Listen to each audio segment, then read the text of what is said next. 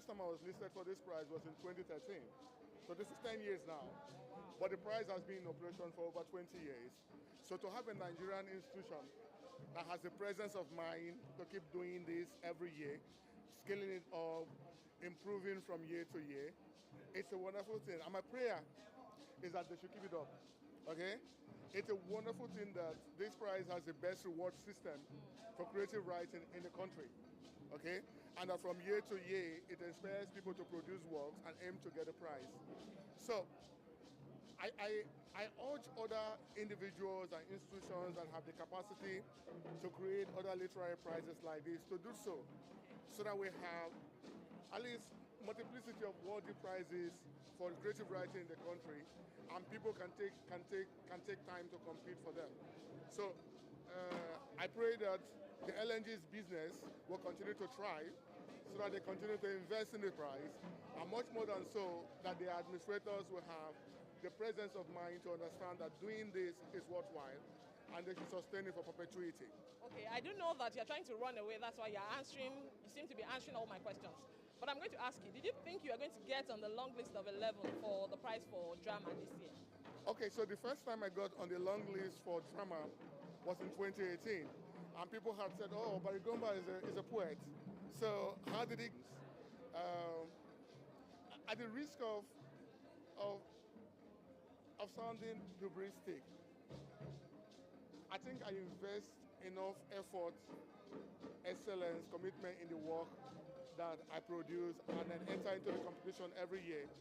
But even at that, I approach every year with cautious optimism, so that at the end of the day, what's important to me is to respect the decision of a jury. So when I compete, I hope to be longlisted, I hope to be shortlisted, but I ultimately hope to defer to the decision of a jury. Okay, so many authors will probably be, they'll feel bad, after 1 or 2 years, constantly putting in for the prize and not eventually winning, making it to the long list and not winning. Have you ever felt that way at any point? Oh yes, because we actually compete to win, okay? Yeah, that's the ultimate target. It's not just to make the long list or the short list. But in 2013 when I started, there was nothing like a long list. It was called initial short list of 11 and final short list of 3. So the term long list was not in the lexicon of prize administration. I think that those who are disappointed, who get into some kind of negative mindset when they make effort and they do not win or do not get shortlisted, have to look at what I've been doing. It is this recurrent investment of faith.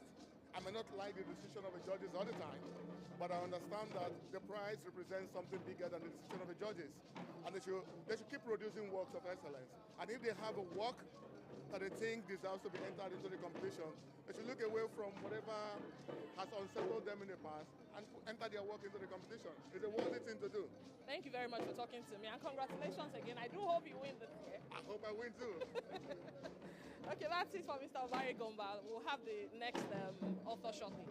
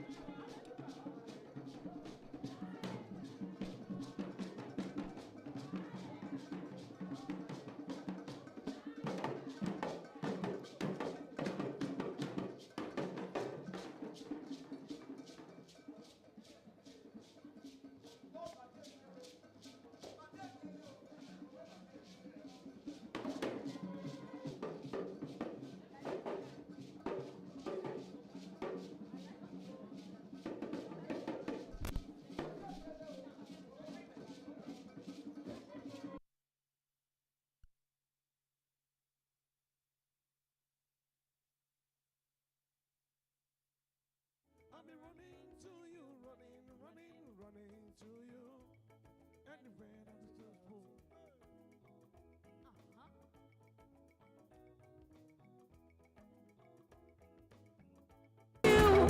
running my best, everybody, oh.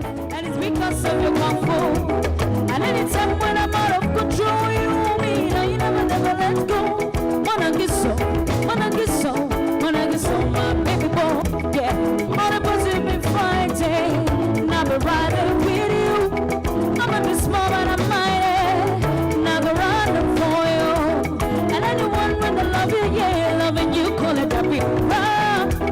And if I ever need saving, I will be running to you, running to you.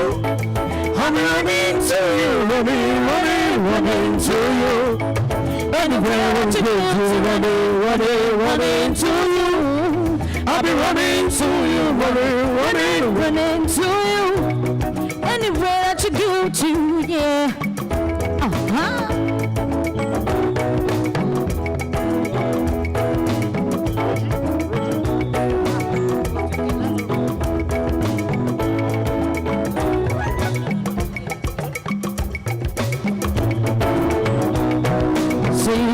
My day for you, my heart beat for you.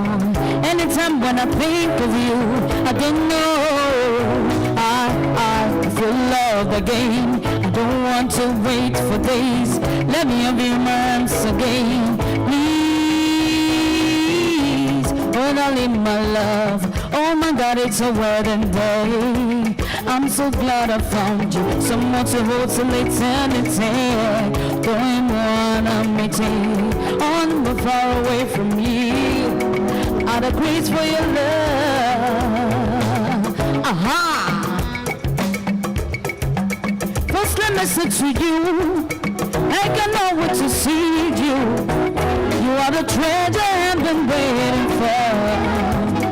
You should know how much I really need you. I can't wait for the day when I can finally kiss you. You don't see what they did right. I pray for you and be right. Baby, now you are the people. I am family. I'll give you water. But to me, yeah, you are my only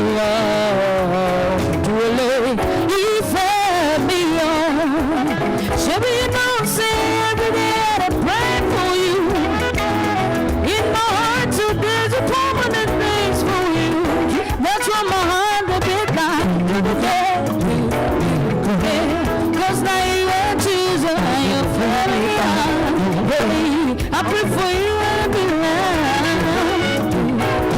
Baby, now you are the people I am ready. Sorry, I'm not sorry. Allah calling me boy inside.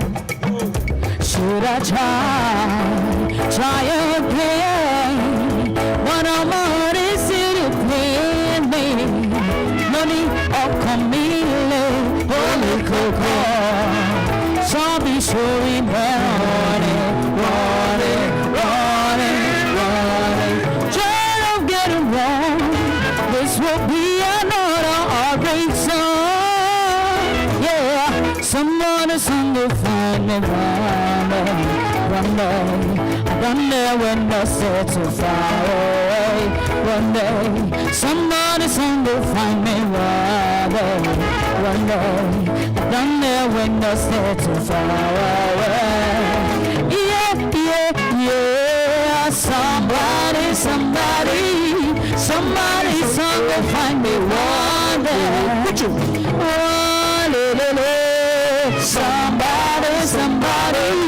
Somebody's on to find me one day.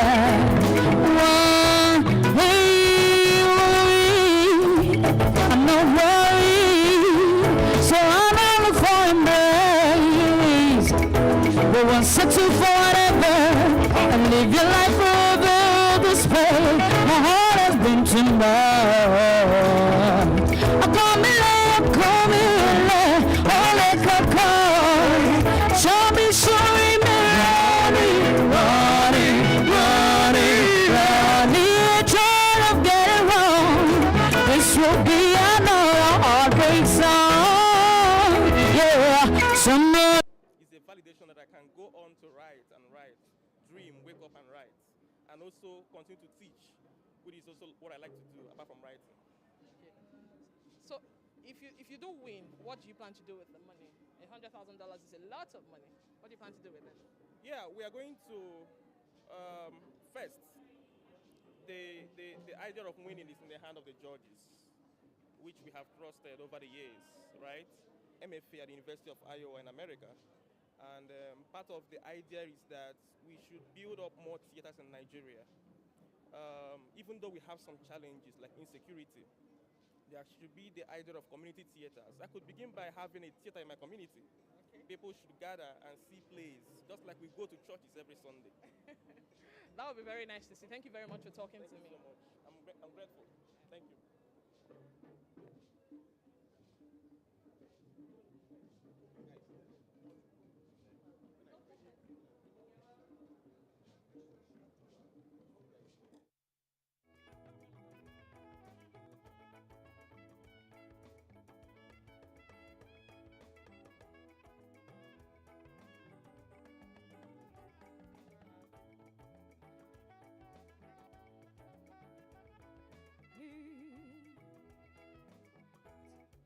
So, sir, take my pains away. So, sir, take my pains. So, sir, take my pains away. So, sir, take my take my pains away. So, sir, take my pains. I love the thing that's up under there. Yeah, try waiting I do if you're not a fair. One mind they tell me to disappear. So come and help me, of course I don't pray, my man, I don't break commandments. I can stay for one place, for God's sake. Oh man, come take this pain away from you. So take my pain away. So take my pain. So take my pains away. So take my shiver. They are talking shiver. What's I know gets in me, so you fall for shimmer. I put in my eyes, to shut our eyes, to scar. I cry, I'm so got my red long telling me I don't break, my man, I don't break commandments. I can stay for one place, for God's sake. Oh my dear, man, ginger me, only you to feel my pains. Give me vitamins, we're gonna take this pain away. So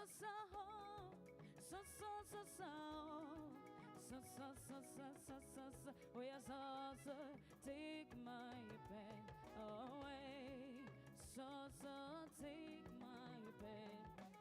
Da da dee da da dee da da da dee da da dee dee da da dee da da da da.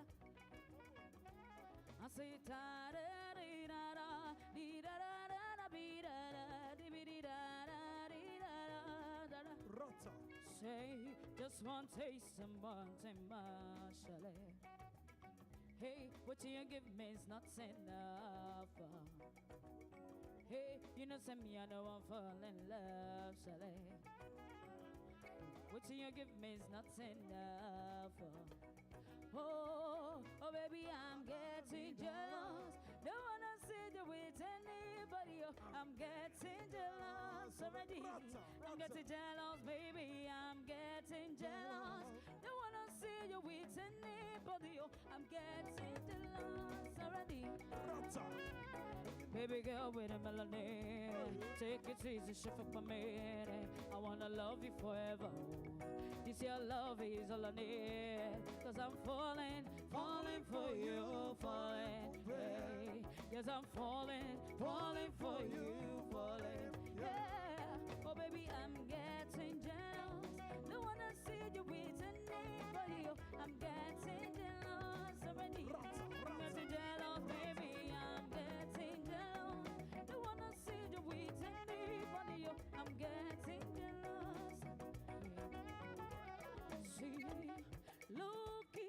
All my guys them notice, yeah.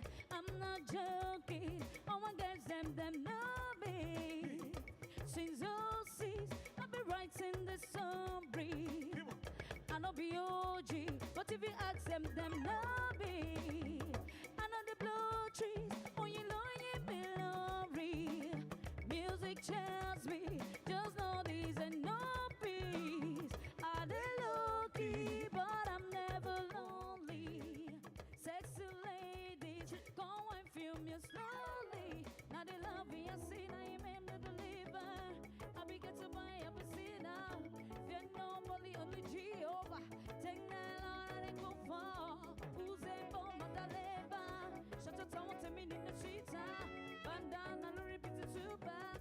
Midnight, when we can shit yeah. You'll never see me come be judge. Oh, come be. Won't be one is come be. Yeah. Night time when we go for it. We go for it. Oh, shit. Oh, yeah, now. You can dance. You can jive. Having the time of your life. Ooh, see that girl. Watch the scene. So their desperation to escape the miserable condition of life in Africa, they want to go overseas at all costs. And what do? They decide to go through the Sahara route. So in going through the Sahara route, through the Mediterranean Sea, they get right onto the rickety boats.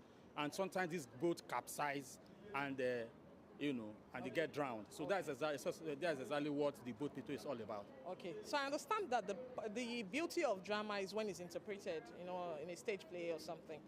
Do you think that we are dealing with the grinding issue of poverty and so on and so as such? Many people don't like to go to theaters to see a play, but we are not going to sit on our arms and say, okay, it's all over. People who have genuine love for the arts will always go to theaters to see plays, and when they go there, they see their daily lives, their daily struggles mirrored on stage, and that helps them in being able to interpret, social issues and able to make sense of their life, able to have meaning. Okay. So as a professor of English, you could probably have written about anything and people would probably still read it because you know all the laws and everything. Why this subject? Why does it feels personal to you, the way you talk about it? Yes, because, initially I told you that we writers, we try to, be the pulse, feel the pulse of society, be the heartbeat of society. What exactly are people concerned about? And it's this whole idea of trying to escape, from the asphyxiating stranglehold of poverty and immiseration. So, and many of them feel that there isn't any kind of socioeconomic opportunities here in Africa. They have to go west. And I just felt there was need for me to give it, that theoretical interpretation or expression. And that's exactly why I wrote about it, the boat people. Boat people, the boat people. Okay, the long list of 11 is not a mean feat. It's not something that a lot of people can achieve. Did you write this play just for that, or I have never put pen to paper for any awards. I write what is so strong in my heart, what I consider burning in my soul. So if awards or prizes come along, praise God for it. So, but what is more important is how I could help in alleviating, the problems of society, how I could help interpret issues of society, and also get the pain off my heart. So writing for me is therapeutic, or what is called logotherapy. So that is what it is for me. Okay, now that you have done your therapy, moving forward, do you think you're going to make the short list of 3? By the grace of God, I will. Thank you very much for talking to me. You're welcome. All right.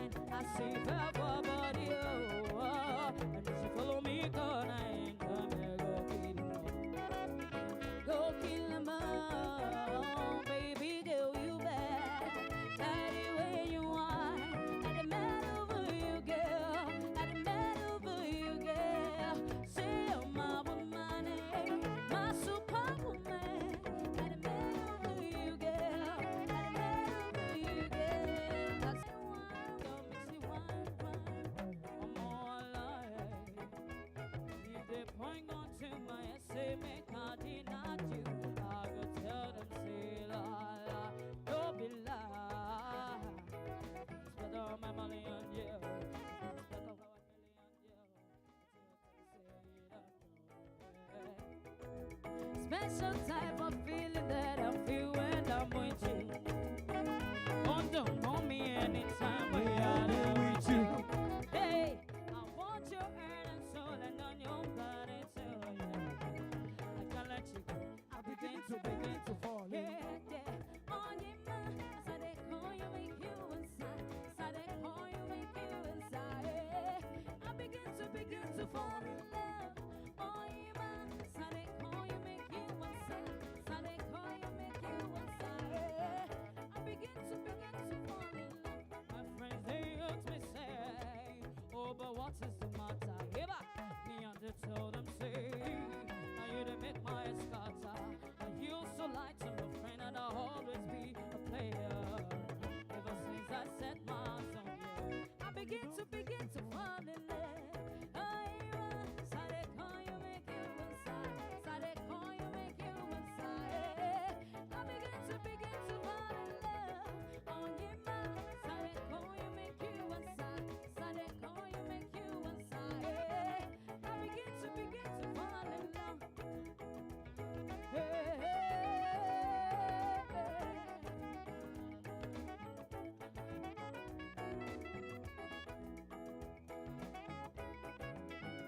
uh-huh.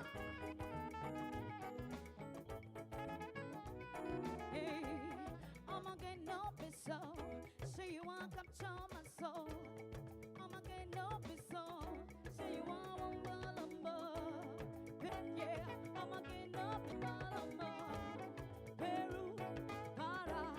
Peru, para. I'm loose. Even Peru done the para. Nothing to see. I mean to see. What going want to see. I'm not playing with you. I'm not joking. My tada bomb is loading. Me okay, fuck, but I'm on moldy. I'm on digital, but I'm on lucky. You want to be, you wanna be, you wanna be, yeah, what do you want me, what do you want me? I'm in San Francisco, Jamie, what do you want me, what do you want me? I just flew in from Miami, Peru, para, Peru, Peru. What's about that book? It sounds very Interesting. yes. Okay. Let's go with that. It's a play that explores the Igbo technology and metaphysics. You know, Igbo spirituality.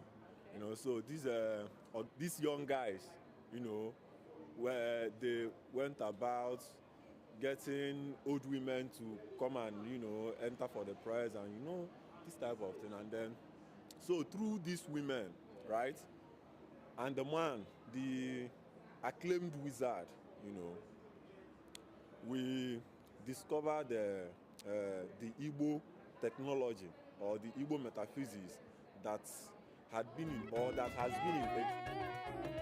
Baby, gonna, yeah, when you give me sugar,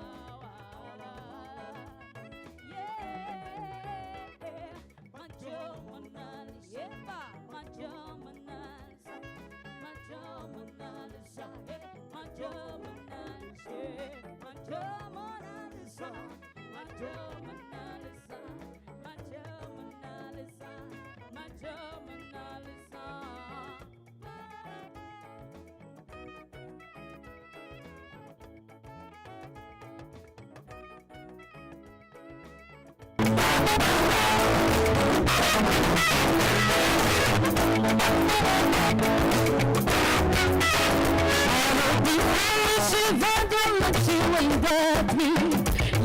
Like poison, I'll take my chance with you. You know the end of time, but go out. 'Cause in the night, I'll show you I'm loyal. You want the blind joy, so remember you're working there. Would you hold me down when they gonna come out?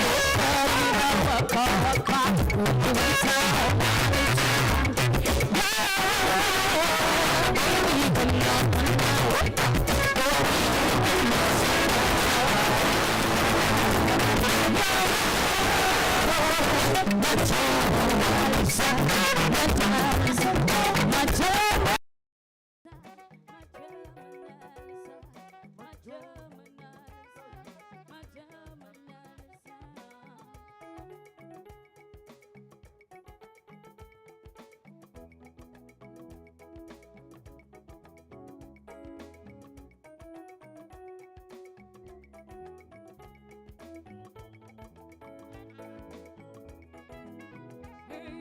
If to say it is superpower, hey, I will come meet you when you day. Hey, I mean I love you fine.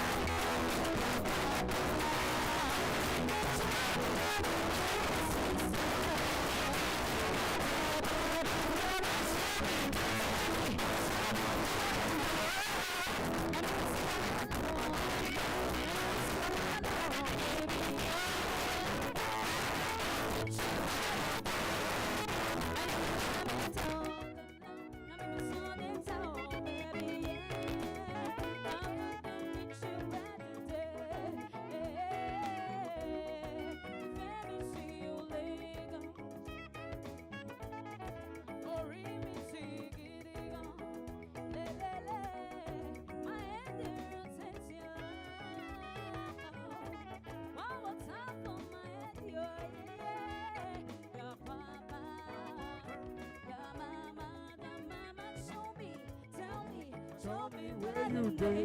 Show me where them day. Sister, da brother, show me. Tell me where you day. Now me be Cinderella, no. Now you be Superman, oh baby, yeah. I will put you where you day. Now you be drumming, so no. Now me be Sonic, oh baby, yeah. I will come meet you where you day.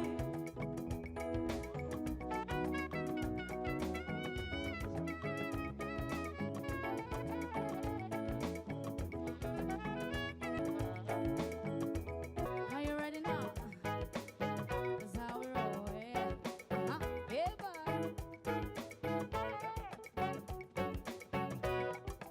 Nazipata, osakuko, osakubeka. Iyo patapata. Osakuko, osakubeka. Nazipata, Osakuko, osakubeka. Iyo patapata. Iyo mama, iyo mama. Patapata. Iyo mama, iyo mama. Iyo Epa, patapata. iyo mama, iyo mama. Iyo patapata. Hey, hey.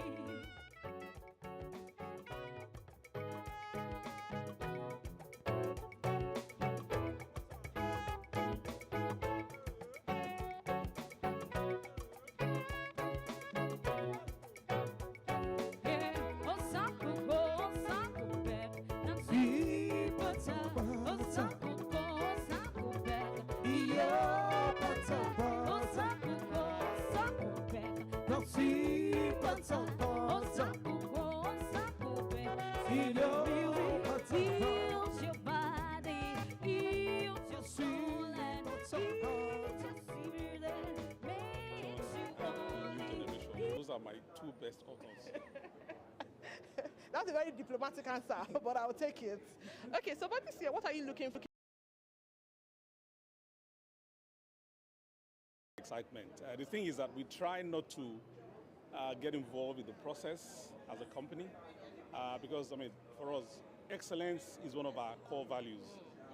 What that means for us and means for the prize is that as you get to 11, between 11 and the announcement in October of the winning work would be a short list of 3 that begins to become tighter, more, the level of excitement becomes much, much higher. So what do I look to weave through what's happening in our environment today, or what's happening globally?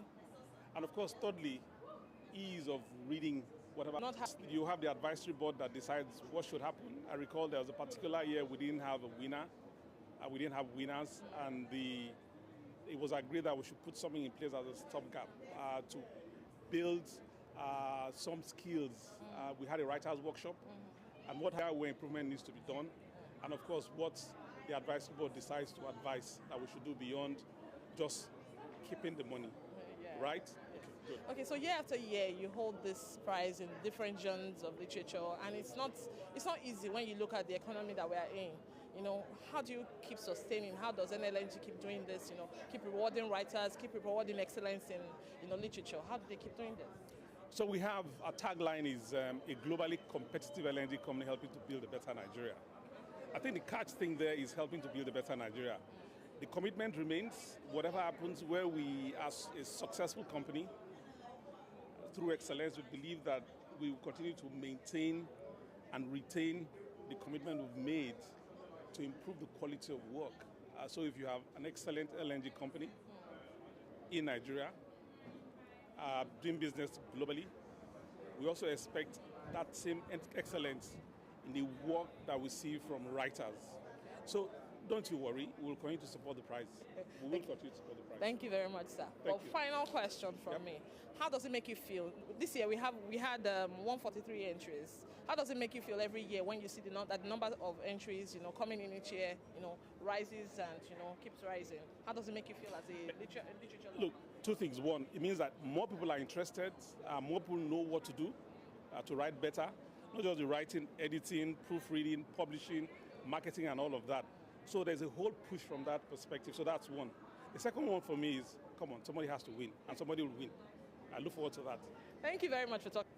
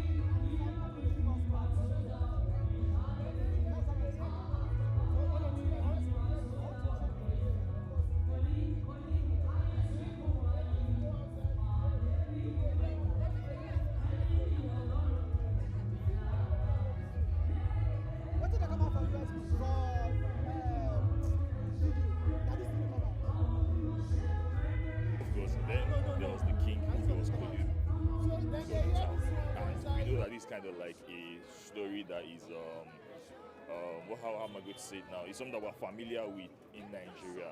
Members of the elite. Whether they are still members of the ruling class, Western democracy. So it was that. Then there was also this matter of this dichotomy of pitching Western democracy. So from the way you talk, you sound like an activist, and you're focused on political and traditional powers. Sort of lends credence to that. Are you an activist? I'm not. I won't use that tag. I think I'll prefer more a tag of a humanist. I'm more about human development, and I think mostly that I won't say I'm an activist, because another problem with activists is that tag has kind of like been pedestrianized, bastardized, a whole lot. But a lot of people that are just in it for the commercial, factor. So I won't use that tag. I'm more of human, development, and also, make people as well, get their day in the sun and get their voices heard as well. I'm all about that. Okay, so not many books by authors make it to any prize at all. What does it feel like making it to a prestigious prize like the Nigerian Prize for Literature in drama? It feels good, of course. It's kind of like also a validation of the fact that you've done a good job, because we're talking about literary merit here. We're talking about also production quality, things like that. So it's that, but like I always say, especially for people who don't get on things like Longlist and all, that prizes are people's opinions when you really think about it, and these things are very subjective. It doesn't necessarily mean that my work is better than the other person, because to be very frank about it, I'm more about the craft. So that person, in his own opinion, decided that my work was better than yours. I could read your work and feel that your work is actually better than mine. So I feel prizes are actually based on these subjective elements, and they're basically just people's opinions. I feel good about it. Definitely anybody would feel good about it, but then there is that also in the background of all of this. Seeing as you feel good about it, what would you say to Nlng if you had the opportunity?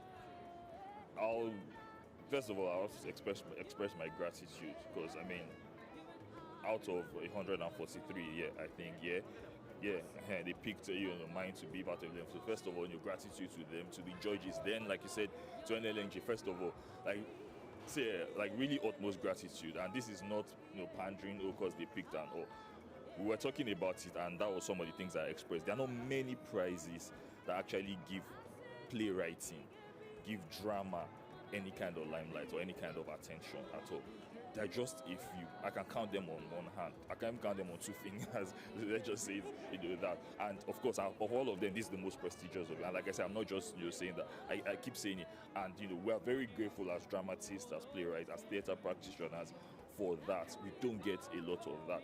And even though I say that we don't care about prizes and all of that, it's kind of like part of the institution of building a particular industry. Really, prizes are part of those institutions. So they are doing a very fantastic job for drama, for theatre as well. So finally, if you do win the prize this year, what would it mean for you? And $100,000 is a lot of money. What would you do with it? Would you share it with me? I don't know. You'd have to tell me maybe how much you want. I'm quite generous like that. I just don't say too much. So you have to tell me how much you want. There's that. And also, I think also because I say this thing a whole lot about the development of theatre, I'm not even going to lie about it, or I'm going to be very frank about it. I should put my money where my mouth is and invest something in the development of theatre as well. Even if definitely not for the whole world or for the whole of Nigeria. I'm from Ibadan, or I live in Ibadan. Ibadan has that cultural history and also a very rich theatre heritage as well. I would definitely invest in my community, and like I said, not the whole of Ibadan definitely, but in my community, they would feel the impact of, if it's to start a production company, if it's to invest in a troupe or something, I'll definitely have to do something, for that community. Yeah. Thank you very much, and we theatre lovers thank you in anticipation. Thank you very much.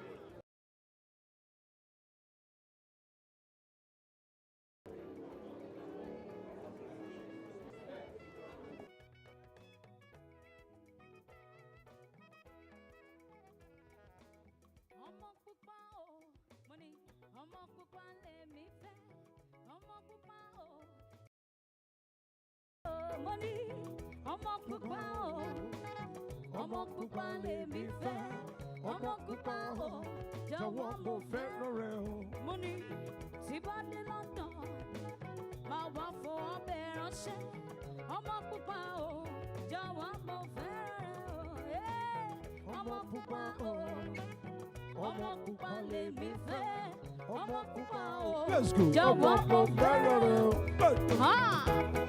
Eva, Riva, somebody bobo.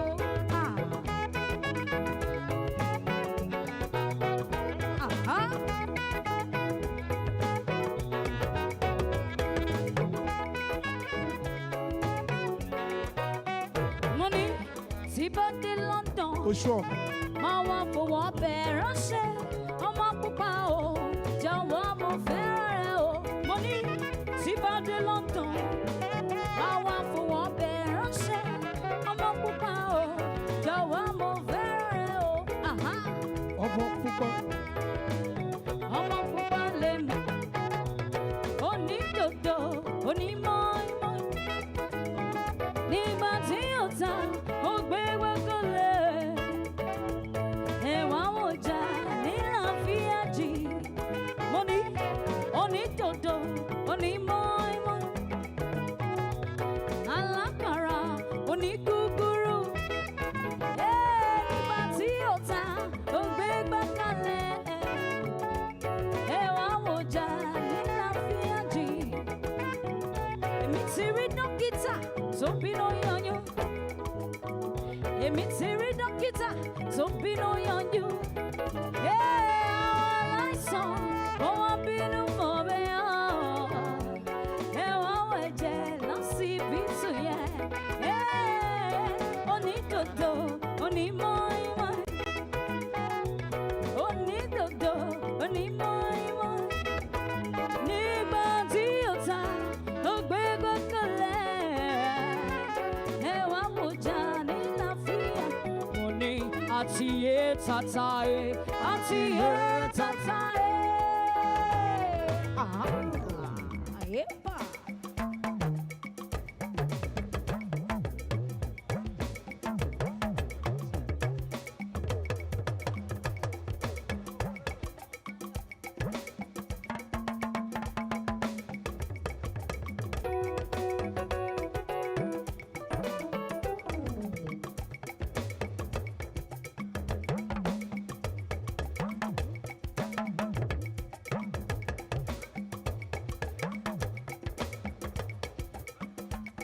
Hey, àtìyé tàtàyé.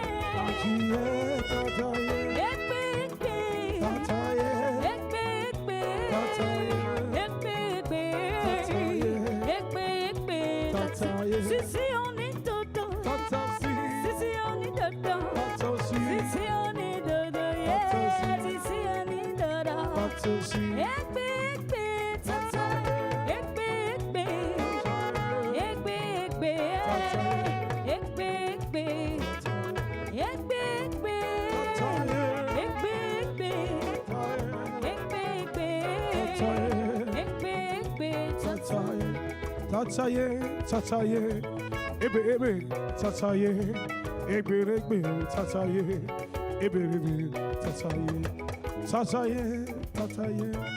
Ebe ebe. Tàtàyé. Tata, ekpe, ekpe. Tata, Ebe ebe. Tàtàyé. Egbe ebe. Tàtàyé. Ebe ebe. Tàtàyé. ekpe, ekpe. Tàtàyé. Ekpe. Sọmọrí àdúgbò ẹ̀jẹ̀ wa o. Jáde wá o, kí wá gbóhùn sí àwa o.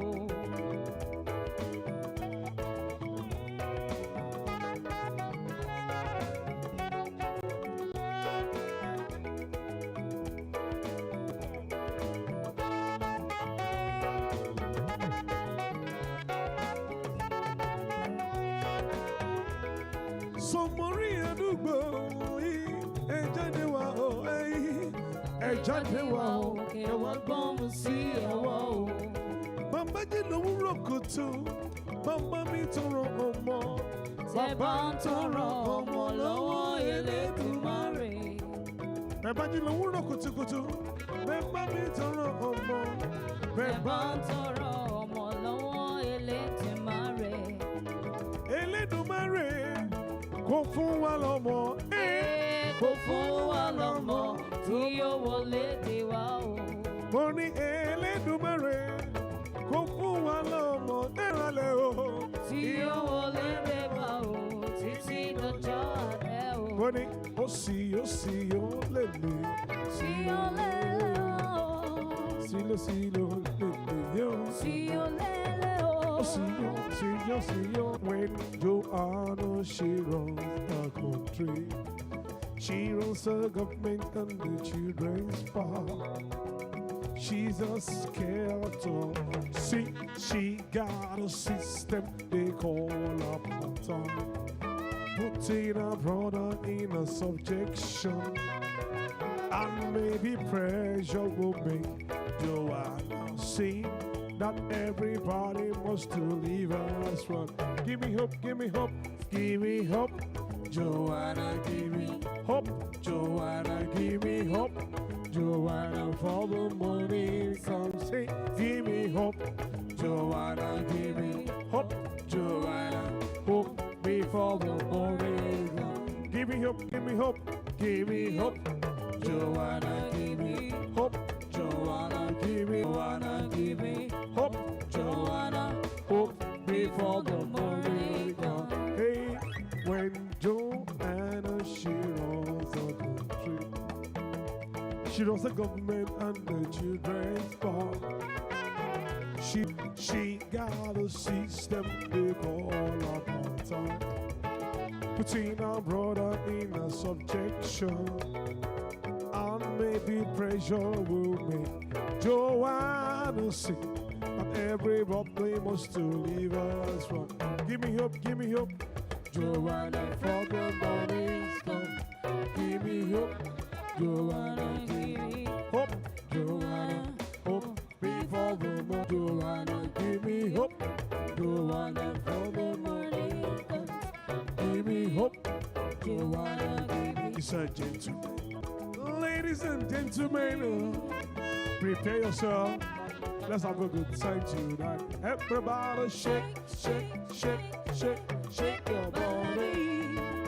Hold your baby. Let's have a good time tonight. Everybody shake, shake, shake, shake, shake your body. Hold your baby.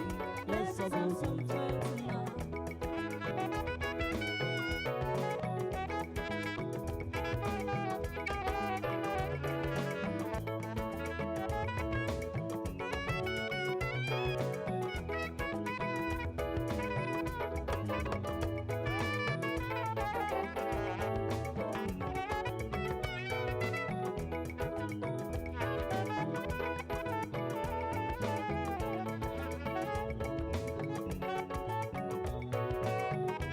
It's time for highlight.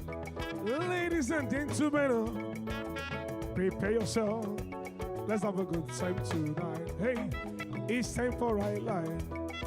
Ladies and gentlemen, prepare yourself. Let's have a good time tonight. Everybody shake, shake, shake, shake, shake, shake, shake, shake. Shake your body. Hold your baby. Let's have a good time. Oh yeah, yeah, yeah. Me, baby, stop for me. Tell her. Wait.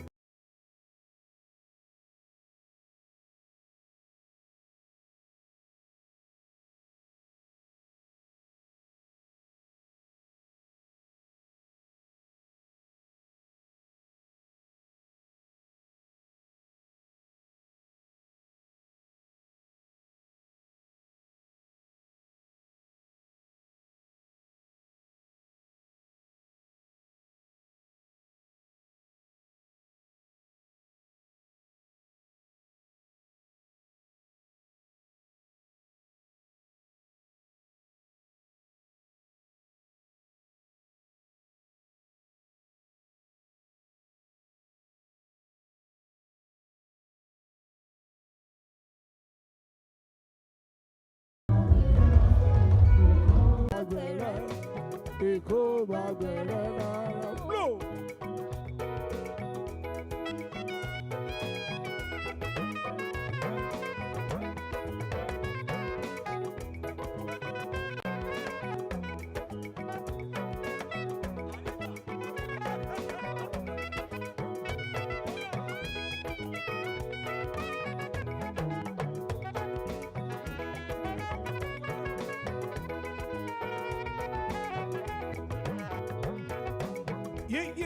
pín mi sọ fún mi tẹ́lẹ̀ bóyá pé kó àkété ìlú ọgbọ́n ọlọ́run tó bá dúró kò ṣọ́ra oníyànjú láyé èkó bá bẹ̀rẹ̀ èkó bá bẹ̀rẹ̀ èkó bá bẹ̀rẹ̀ rárá o mo ní rárá o èkó bá bẹ̀rẹ̀ èkó bá bẹ̀rẹ̀ èkó bá bẹ̀rẹ̀ rárá o ó yá adé ọ̀rọ̀ màrí aládùúgbò fọ̀tún wá ṣàmìròdé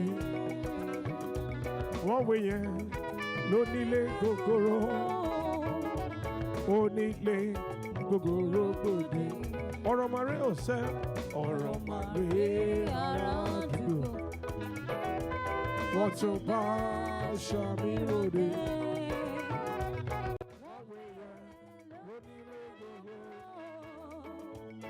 Onílé gogorogodo ó ní wọ́n mọ̀dé pé ẹ̀fẹ́ nǹkan sí bàtà bá wé àdéwé wọ́n wé ẹ̀.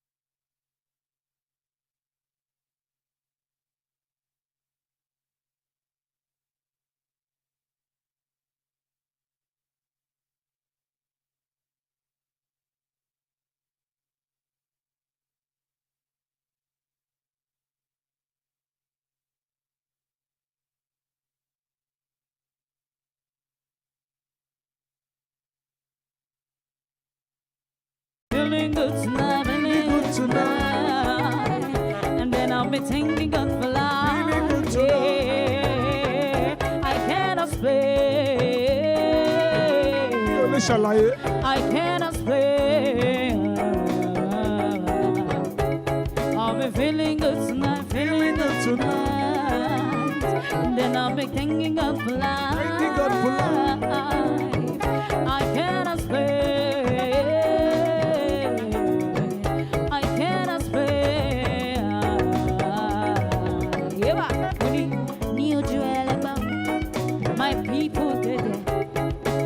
People suffer with a prayer for blessing.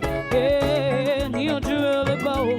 Where me and Stephen from all up to down. Yeah, also to yeah. Get up for mommy, me oh. Oh, the Jimon on Shatura. Would Jamie one day won't sorrow you. Oh, the Jimon won't well. Get up for mommy, me oh. Money, oh, the Jimon on Shatura.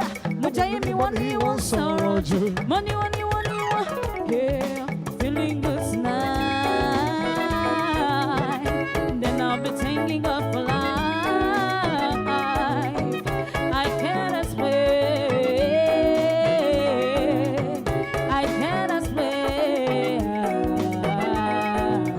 Hey, hey, you do look well. My people did, yeah. My people suffer. Them the pray for blessing. Yeah, you do look well. Boy, I'm here, Steven. From all up to down. We the other to walk. Hey, money, I get up for mommy, me. Oh, the Jimon on Shadow. What time I want you on sorrow. Oh, the Jimon won't believe. Oh, I get up for mommy, me. Money, oh, the Jimon on Shadow. What time I want you on sorrow. Money, money, money,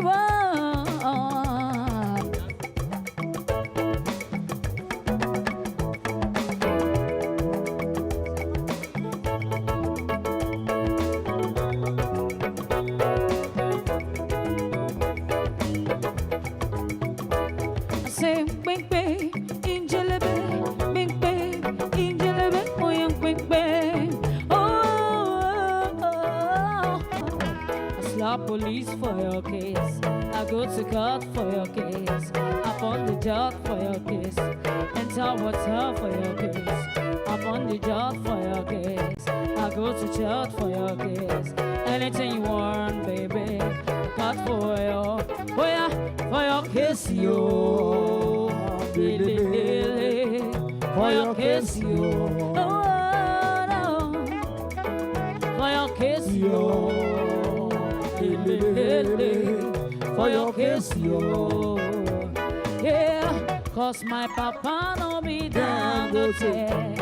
Oh, I deleke, cause we go deleke, cause we go deleke. Yeah, wanna make love on the moon, dancing to my tunes. Is it too much? Yeah, it's not too much. I wanna be a faulty.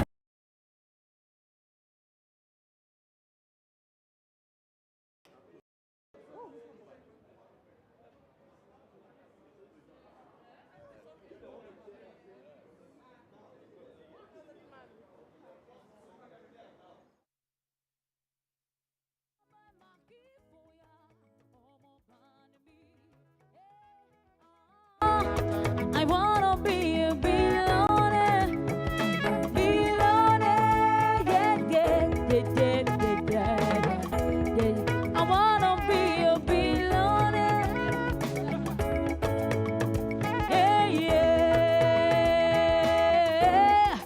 Yalla, yeah, anybody, oh, anybody, oh, yeah, yeah, yeah, yeah, yeah, yeah.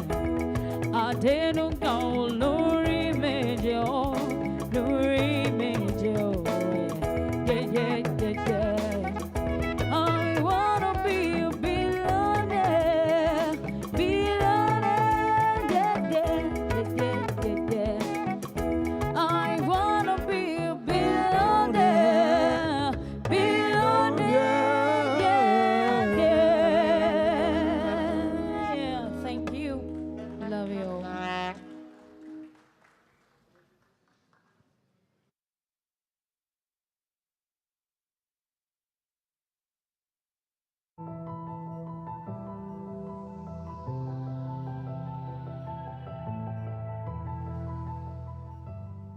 Our story begins 60 years ago at the infancy of Nigerian oil production.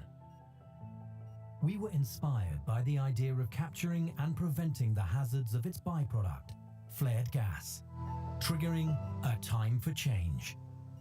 So began our quest towards processing LNG for the world's cleaner energy future need and the transformation of Nigeria's economic base. In 1989, Nigeria LNG was born, and the beginning of the fulfillment of our long-held ambition, a time for action. Ensuing years saw rapid progress, kickstarting a time for accomplishments. Final investment decision was made in 1995 to build Train 1 and 2, creating a 5.9 million tons per annum capacity plant, and commercial production of LNG began. October 1999 marked a time for breakthrough. History was made when Nigeria LNG exported her first ever cargo on LNG Lagos to the Montoir de Breton terminal in France. The dream was finally real. Nigeria LNG successfully enlisted the nation among the suppliers of global LNG, 10 years after it was incorporated. This heralded a time for growth. Growth followed growth, success followed success, and within its first decade of operations, Nigeria LNG would become the fastest ensued. Nigeria LNG added 4 more trains to become the biggest industrial complex in sub-Saharan Africa. A major supplier of global LNG with a production of 22 million tons of LNG and natural gas liquids from our 6-train plant complex on Bonny Island in Rivers State, Nigeria. We achieved global reach, establishing 2 subsidiaries, Bonny Gas Transport, BGT Limited, which owns and charters 13 of the 23 ships that transverse the globe to deliver LNG cargoes, and the Nlng Ship Management Limited, NSML, to manage the crews on board the LNG vessels. The result? A dramatic reduction of Nigeria's gas flare status from 65% when the company started operations to less than 20% today. With this growth came Nigerianization, a rapid boost to Nigerian skills and world-class engineering training capacity. Today, the company has 100% Nigerian management team and 95% Nigerian employees who operate the plant with the highest value for safety.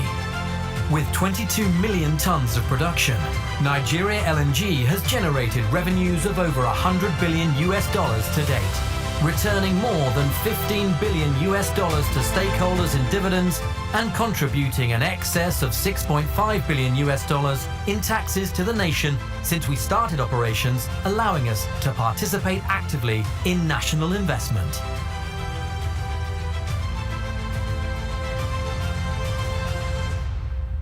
We are and will continue to be part of Nigeria's future.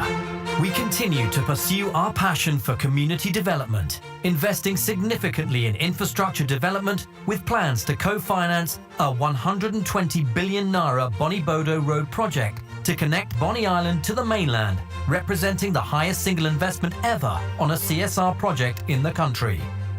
This project will offer great relief to riverine dwellers in that area of the Niger Delta, turning the island into an investor and tourist haven. We established the Bonny Utilities Company, BUC, to ensure uninterrupted electric power supply, as well as potable water to the community, and the Bonny Community Health Insurance Scheme to guarantee access to healthcare for the people. We will sustain skills development through our 3-tier scholarship scheme as well as the London City and Guilds Certified Bonny Vocational Centre, to train technicians and meet the manpower needs of the industry. We are committed to achieving Goal Zero, not just in our carbon emission through our operations, but also our safety records, remaining a force for good as we look to ramp up LPG supply to the domestic market, further reducing the adverse impact of other hazardous fuels on humans and the environment. Today, with Train 7, we are excited about the opportunity to increase production capacity by 35%, and with this, create brighter futures for the growing population, contributing to education, research, infrastructural development, transformation of the communities in which we operate, and delivering cleaner, sustainable energy to the country better and faster than before. As the world demands more energy, but with less carbon emissions, natural gas has a major part to play. It is the smart partner to renewables. The future is exciting.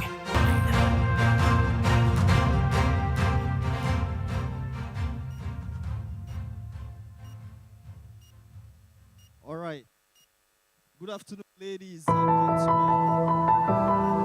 Like the video ended with, it's time for us, it's time for the authors, and it's time for the 2023 Nigeria Prize for Literature, Kora Book Party. Please, you want to put a round of applause together for yourself, please. Thank you very much for coming. All right, quickly, my name is Ben Apute, and I'm the Corporate Brand and Identity Advisor for Nigeria LNG. And my responsibility here basically is to walk us through the safety briefing, after which the program would then start properly. All right, so for everyone seated here, you seated right in the Shell Zenith Hall or the Mozon Center, and I'm sure a lot of us came in through the major entrance towards the, just behind the hall here, and the exit is just directly in front of us by the left as well. This is the major entrance into the hall. It also serves as the major entrance outside. However, we have emergency doors, one here, we have one to the left and another to the right.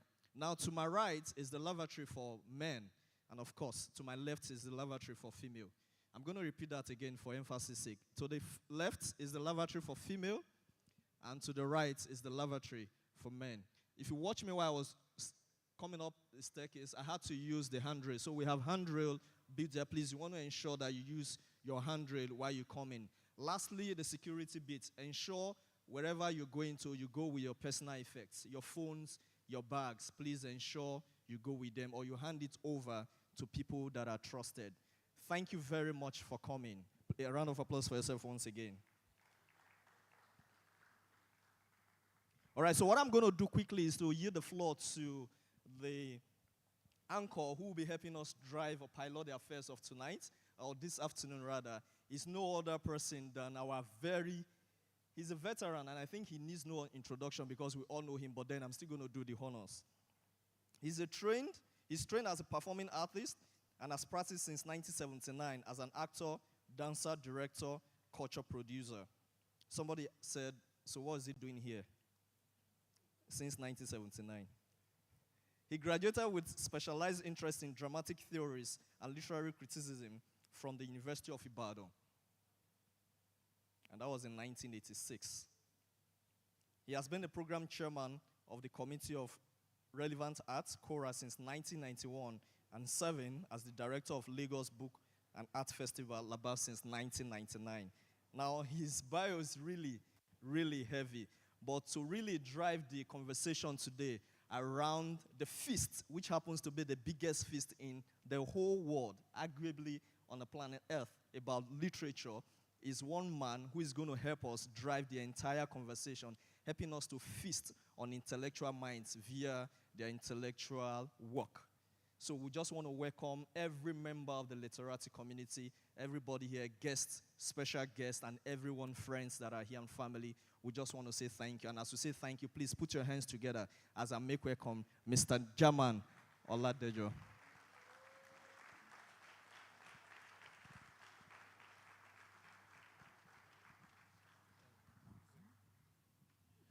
Good afternoon. Well, there was a reason we served the food first. If you don't get it, forget about it. Good afternoon. Please, next time it should be pounded yam so that it can sound. Good afternoon. I saw chicken, I saw snail, I saw. We paid for those things, though. Anyway, thank you very much. You're welcome to this great occasion, and we'll try to make it as seamless as possible. Just bear with us. It's going to be a great day. I mean, we want to leave the tension outside, and that's why we started with music, so that all of us can feel good. Special thank you to those who have joined us online, because they've been online since about 1:30. And they're still there. Someone was just saying, why are they just starting now? But the music was part of it. I'm sure that person was jealous that we were having feast. And he was feasting his eyes on the.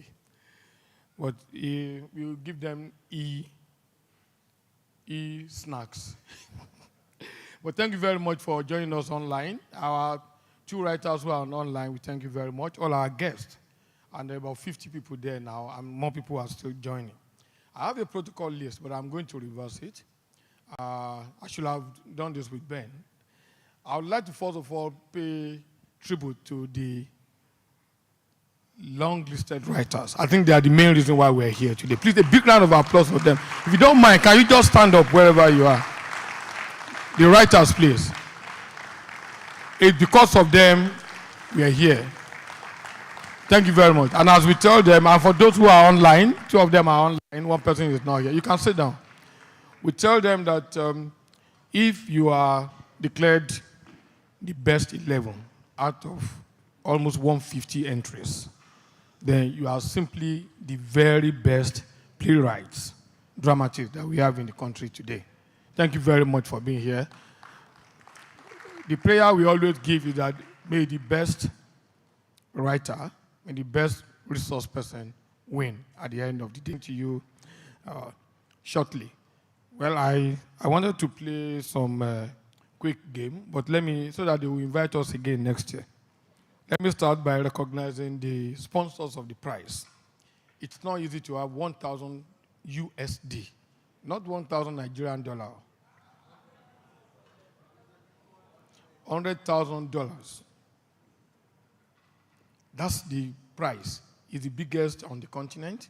We're still debating whether it's not the biggest in the world, because I have not seen another prize that's that much. It means that someone is giving $100,000. Those who also give $100,000, they give to Big Brother Nigeria. And some of us keep late night. We don't sleep because we're watching. What do we watch in the night, actually? $100,000 for Big Brother Nigeria and $100,000 for Brain, those who are writing. Please, a big round of applause for Nlng. I always whisper it behind you that other people who started prizes, they've soon fizzled out. I think Nigerian economy dealt with them, so they left. But since we are in oil and gas, so I'd like to specially welcome Mr. Andy Ode, GM, External Relations and Sustainable Development. He's our host. If you say this party is sober, then the party is sober. Prince Yemi Adeyemi, Acting Manager, Corporate Communication and Public Affairs. Thank you very much, Prince. Head, Relation and Corporate Communication.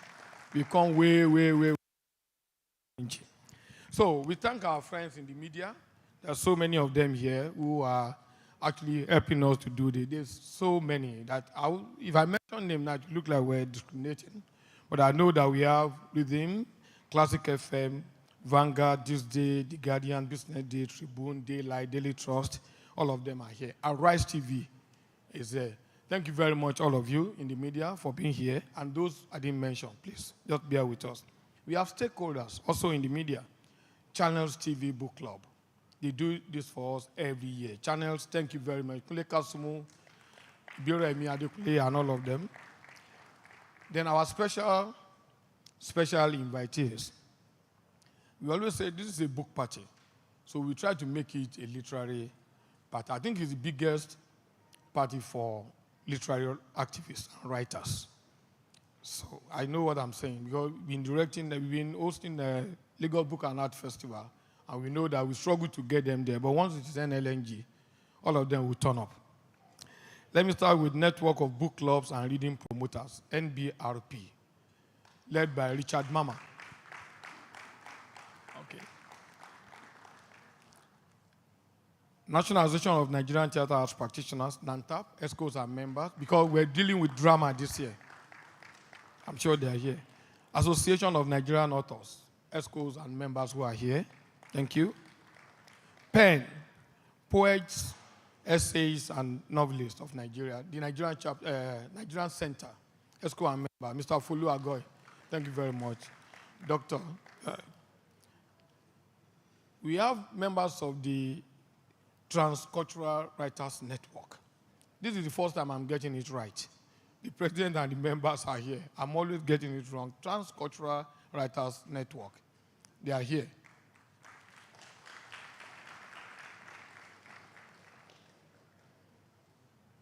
I should go on stage when I'm not going to win prize. Transcultural Writers Network, thank you very much. They can't see me. I'm an imposter now. Ben, this is your coup. I thought I shouldn't desecrate that stage. I know who was planning that coup. It's the video man. You want to behave like that famous television station that will ask you to start all over again when the event is over. You know them. So Transcultural Writers Network, we thank you very much. The last one I should say here is ladies and gentlemen, thank you. That, ladies and gentlemen, mean everybody who is here. You are all recognized. Everybody, you are welcome. But especially, I'd like to thank and welcome Cora board members who are here. It's because of them that we've been on for 32 years. Cora has been on for 32 years. We've been beaten by all the weathers. Talk of rain, sun, shine. But it's because we have pillars behind us. Let me start with Chief Kayode Adiri, the Board of Trustees. Thank you. And this one, a resounding applause for Dame Taiwa Lasset, ON, Committee for Relevant Art. If you can guess her age, get some prize. But just know that she's all of 8 plus 2. I wonder where I will be when I'm 60. Yes, I'm not 60 yet. I'm protesting. All the other Cora board members who are here and members of the Cora Volunteers Corps, please stand up wherever you are, Cora Volunteers Corps. So we have the old folks and we have the younger ones. Those of us who are Cora Exco, we only run around. These are the young people who do the job. Some of them are there. And especially Oyinda Mola and Ifnaya, thank you very much. They've worked so well on this particular project. So the future belongs to you, or today belongs to you. So, well, that's about the protocol that I have here. And now we just proceed straight into the program. We'd like to have the welcome remark by the Secretary General of Cora. But there's a reason why that famous man who comes to read long poems, he's not going to read. He will not bore us with his reading today because we've done something to his voice. Yes, deliberately I did something to his voice so that he would not come and bore me with this long hair. Because I saw him with a book. I said, are you going to read? He said, yes. So I took the voice. So Rockwell Wenla is a board member of Cora. He's going to be reading the Cora speech.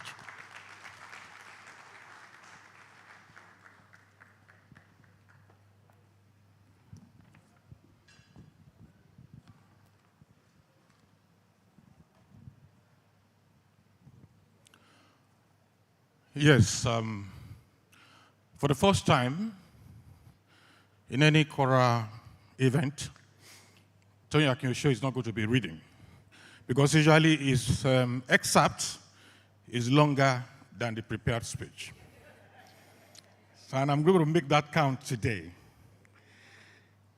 This is Cora's statement at the book party for the laureate of the Nigeria Literature Prize as meant to be delivered on August 6, 2023. Mrs. Taiwo Ajayila said, Dame of Theatre, drama is perhaps the least fashionable writing genre in Nigeria. The Nigerian writer is firstly a poet, then a novelist or short story writer, meaning a prose stylist. Then he is grudgingly a dramatist and also grudgingly story writer. We will get back to that, ma'am. Distinguished ladies and gentlemen, a warm welcome to our guest of honor, the distinguished shortlisted authors for the prestigious Nigeria Literature Prize and their families. I crave the indulgence of the Chairman, Board of Trustees, Cora, Chief Kayode Adeniokun, and members of the Cora Board of Trustees, the Cora Governing Board, as well as the leadership of the Nigeria Liquefied Natural Gas Limited. Welcome our friends, book lovers, book readers, literary enthusiasts, plain well-wishers, and everyone here present to the 14th edition of the book party organized by the partnership of Cora, the Nigeria Prize for Literature.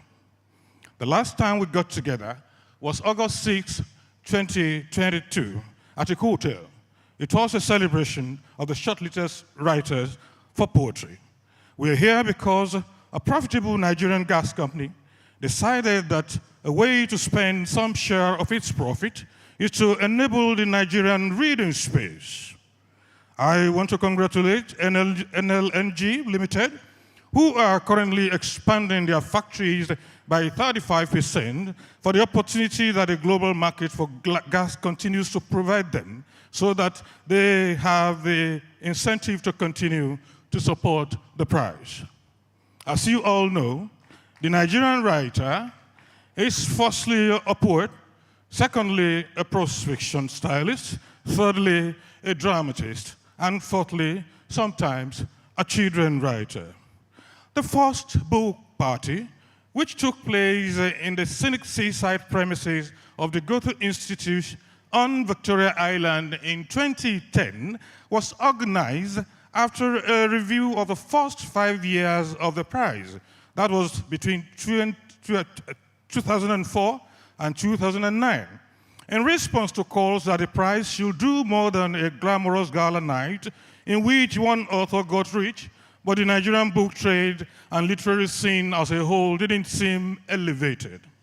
Sympathizers of the award argued that the Nlng Limited through NPL could not do it alone. It could not alone wipe out the end to help out. We asked the question, why don't we organize book readings in which the top laureate come out to engage with audiences? For what it is worth of the riches when you don't have an audience. Nothing beats a book reading, an event at which an author sits and discusses his work with readers in the room. The book party is one of the series of events in our calendar that prefaces our annual Lagos Book and Arts Festival, LABAF. The theme this year is the Reset, history initiatives that regularly featuring Book Trek, a periodic book reading program at bookstores and cultural spaces. It is a periodic author-audience interface featuring readings, reviews, and discussions of select books of a searching historical and contemporary insight. We have had 6 book treks this year, and trust me, the texts are all significant. We have hosted Vincent Maduka to readings from his real life, My Years Managing Public Service Television. Simeon Kolawole's Fellow Nigerians, It's All Politics. Ben Egbuna's Destiny Fulfilled, which was posthumous. Musikiliu Majid's The Letterman, Inside the Secret Letters of a Former Nigerian President, Olusegun Obasanjo, and Uche Nwokodi's A Shred of Fear, and of course, Wole Soyinka's selected poems. The book trek is part of Cora's extension services aimed at deepening literary appreciation and audience engagement with the published text. Regardless of who wins the NPL this year, this afternoon's laureates are invited to the book trek segment of this year's LABAF to share with the festival attendees. They will also be hosted to readings in the weeks after LABAF. Permit me to repeat our invitation to participate in the Lagos Book and Arts Festival from November the 14th to the 20th this year at the Freedom Park in Lagos. The theme, again, as I've mentioned, is this NPL is the most literate Nigerian dramatist in his year of winning. The Nigeria Prize for Literature on the street today, $100,000 will deliver 86 million naira. The prize money takes the competition to be as keen as some of the most prestigious literary prizes on the planet, but what writers want primarily is to distinguish themselves with magical writing. Simply put, the recognition is important. We are going to have an exciting time this afternoon, engaging with this star-studded cast of writers. Let us enjoy the moment.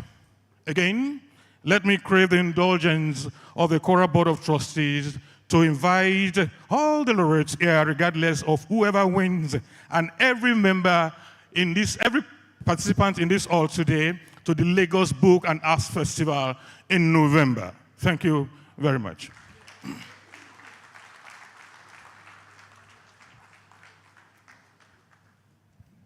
Thank you very much.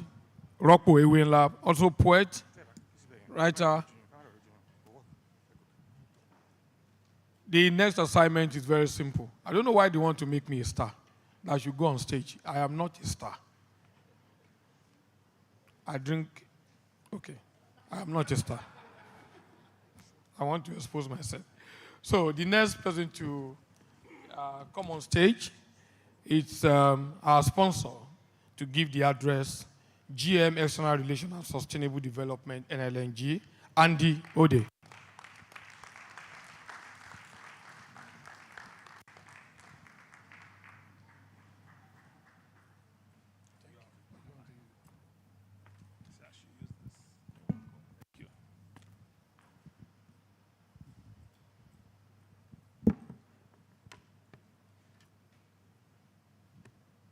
A very good evening to, is it evening or afternoon? Good afternoon to everyone. I know German did a lot in setting the standard for protocol, but I like to do it because this partnership means a lot to us as Nigeria LNG. So it's important that I also mention a few names here, recognize them before I go into what would look like a speech, partly done by my colleagues, partly done by me.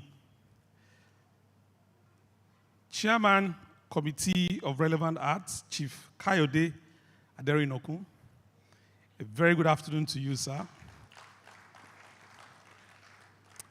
I had the privilege this afternoon to sit and share in what life is, what humanity means, completely out of theater with Dame Taiwo Ajayi Lycett, MON,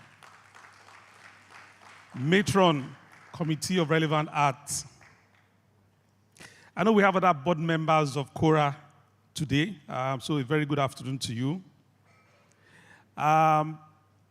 Importantly, too, our long-listed writers. It's your afternoon, it's your day. This party is about you. So to you and your families, I'll say a very good afternoon and thanks for making it to this event. Network of book clubs and reading promoters, National Association of Theatre Arts Practitioners, Association of Nigerian Authors, PEN Nigeria, poets, essayists, and novelists, and our students who, I'm sure from those who attend to it, like those who attended last year, will be seeing future writers emerge from those of you who are here today. A very good afternoon to you and welcome. Then, of course, the media. Without you, we wouldn't be here because the way you promoted the prize, and of course the prize is, if I include the prize for science, really appreciate the work you've been done for us. So a very, very good afternoon to you as well. Now my colleagues from Nigeria LNG, the Secretariat for the prizes, which includes the prize for literature and prize for literary criticism, thank you so much for the work you do behind the scene and the quality of work you put behind the things that happen to make the prizes what they are today. Distinguished ladies and gentlemen, we have actually, you can imagine you having a party, same party for 17 years. So for 17 years, we've been having this party. And I would really like to appreciate the board of KORA for remaining in this partnership with us. And I say that for two reasons. One, there are times we fight. There are times we quarrel. There are times we share good times to ensure that the book party continues to increase in the quality of what we deliver, either for the prize, for the winners, and for you, the audience. So a very big appreciation to you, KORA, for the work we do and how we're doing the work we're doing. So for 17 years, we've been having this party, and I'm glad to welcome you to this year's edition of the book party. I'm glad to welcome you because this event connects Nigeria LNG, the sponsor of the prize, with the community, the literary community, to promote one of our core values, excellence. It provides an insight into the quality of work selected by the panel of judges. Interestingly, the book party has assumed a life of its own in administration of the prize. And of course, it has helped to showcase Nigerians, and indeed the rest of the world, how outstanding work comes out of Nigeria and how the quality of work that comes out of Nigeria remains celebrated in country and outside of Nigeria. 19 years of successful administration has produced 17 winning works. And for the 17 winning works, the last 20 years, a total of 1 million, a total, I repeat, for the last 17 years, we have produced, not just for 17 winners, sorry, the works, the winning works in terms of prize money, we've awarded over $1 million to winners.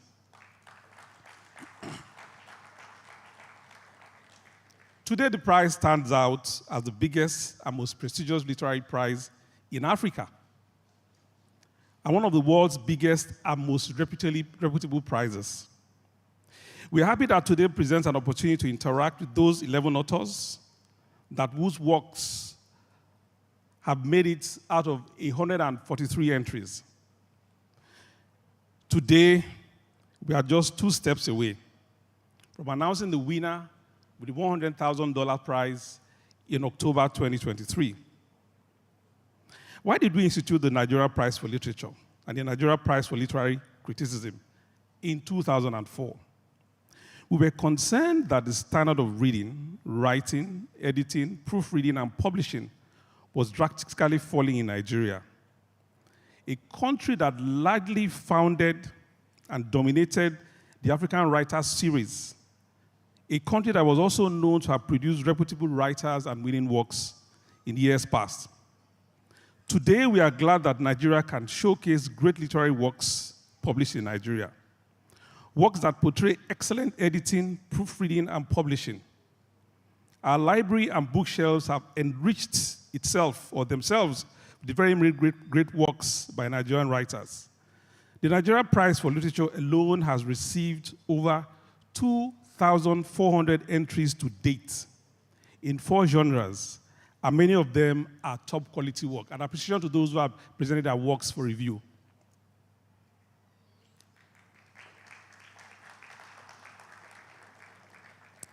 Ladies and gentlemen, let me use this medium again to acknowledge Cora for partnering with Nigeria LNG to promote the Literature Prize with the book party.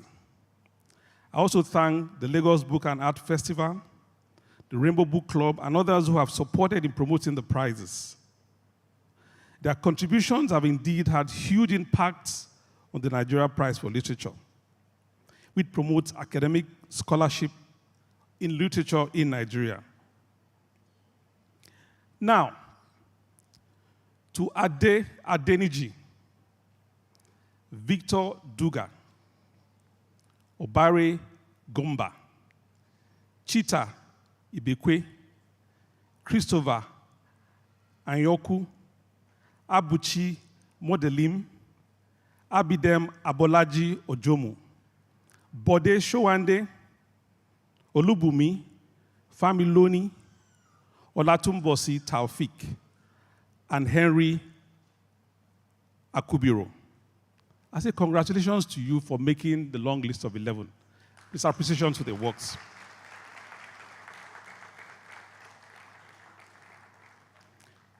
Finally, I would like to especially appreciate the members of the press for their fair reportage of activities of the prizes so far, particularly for their comments, criticisms, and analysis.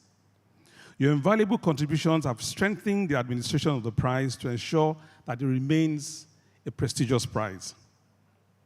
And to the rest of you, distinguished ladies and gentlemen, please make most of the party this afternoon and continue to promote reading, writing, and in particular, literature. I'll end by saying that we should continue to build a better Nigeria, because that is what we in LNG stand for. So ladies and gentlemen, again, enjoy the evening and see you in October when we announce the winner of the prize for 2023. Thank you very much.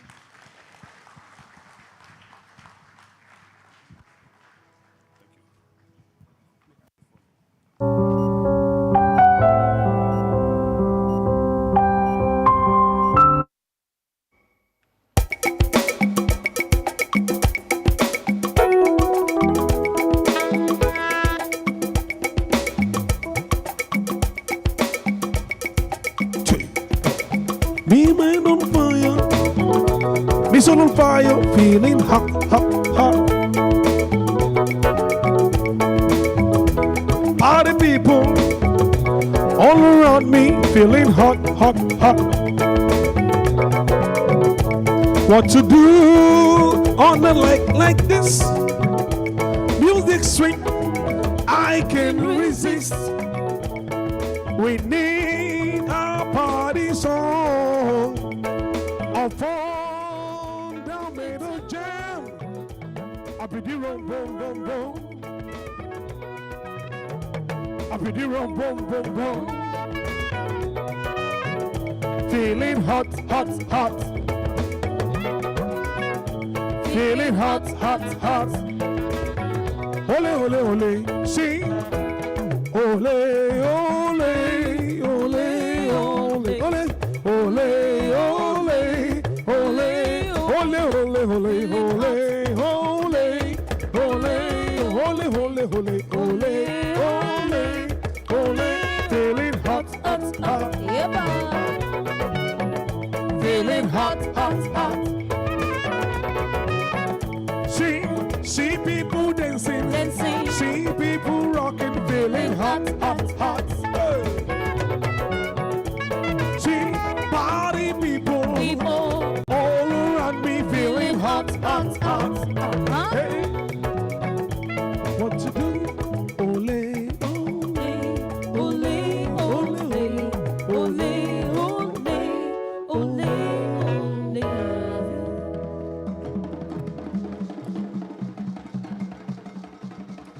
Thank you very much. That's Lufemi Vikanas.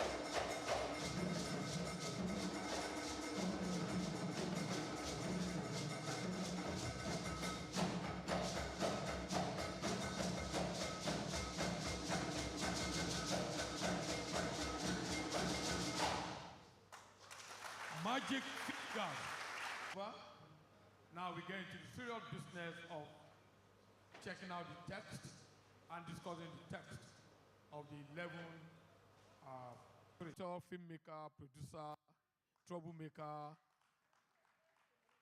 About 20 minutes actually, so we need to manage that time. Each of them will be 2 minutes. I hope you can manage that. Francis Onwoche, please. Thank you very much. It's Francis Onwoche. I'll be leading the proceedings, reading from texts of all the authors that made the long list of the Cora, the Nigeria Prize for Literature. My colleagues are just about this table, and we have Rocco over there. We have Anwili. Please give them a round of applause. We have Anwili, we have Bridget, and we have Hadiza. To begin the first, and we have chosen these excerpts, and we're going to read them in no particular order. So please, may I invite Rocco Iwenla to join me as... Rocco, please come up.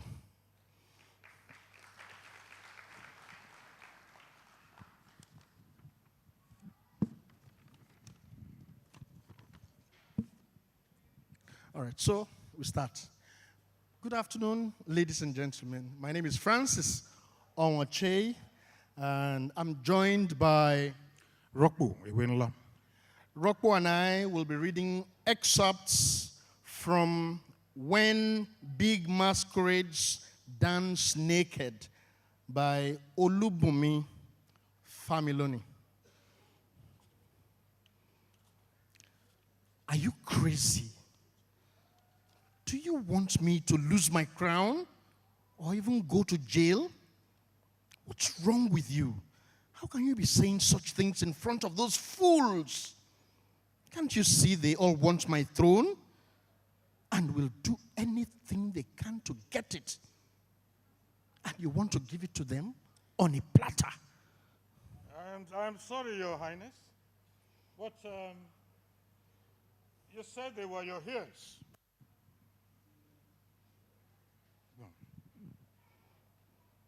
Yes, but I'd rather be deaf than have them as ears.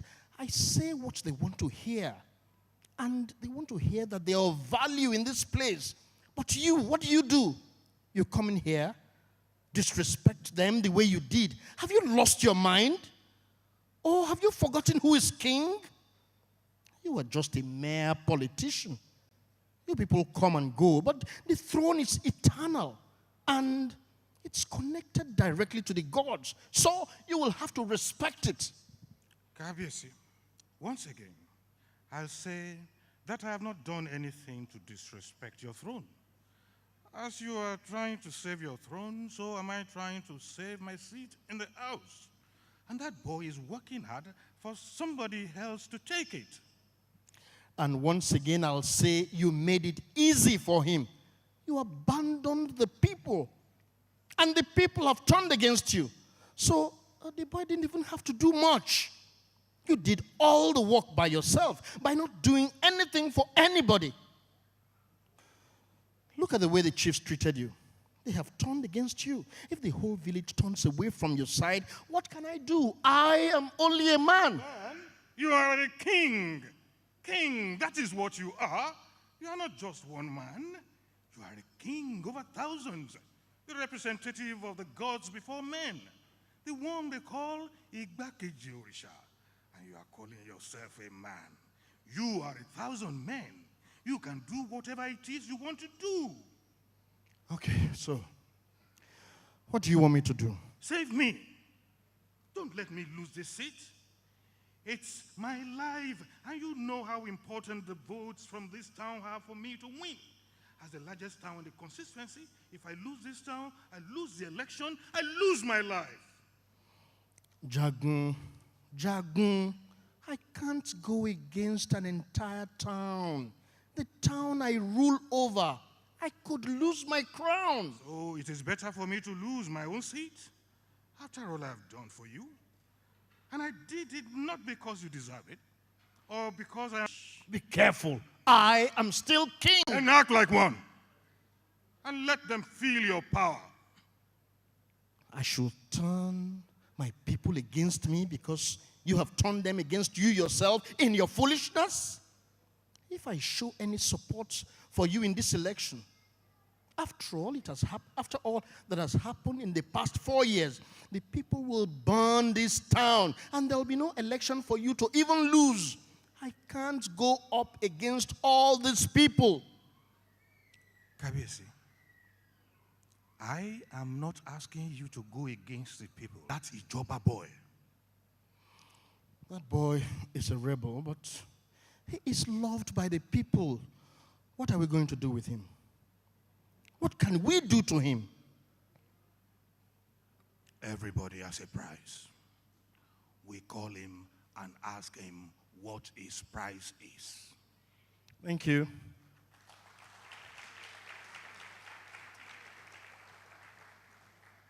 Okay, all right. So, all right, that was this. The second reading will be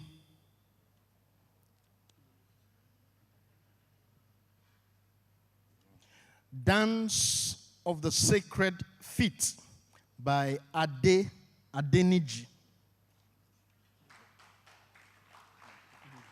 Dreams die first.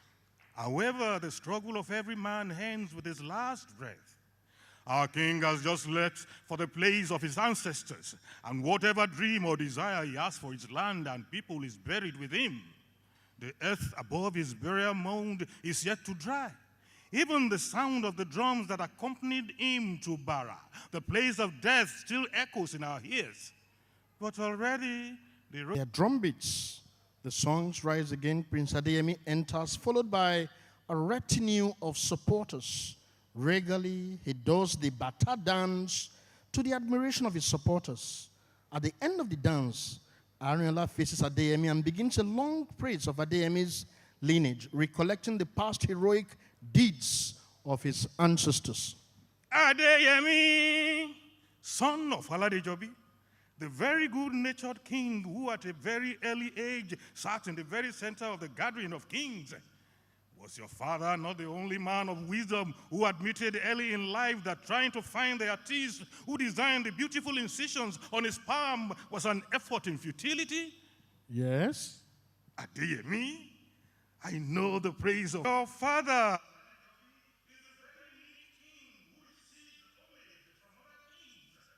Adeyemi,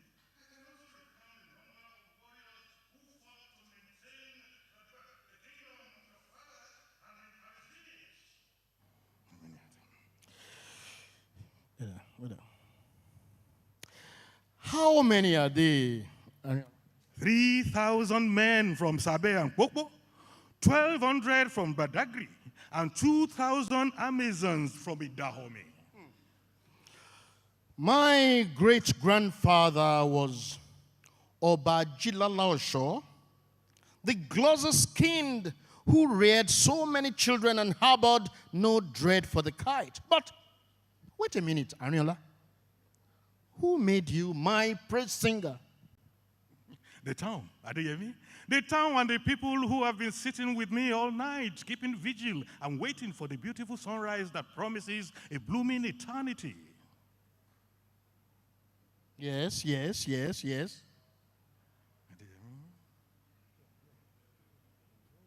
Lies in his gun and pouch. Yes.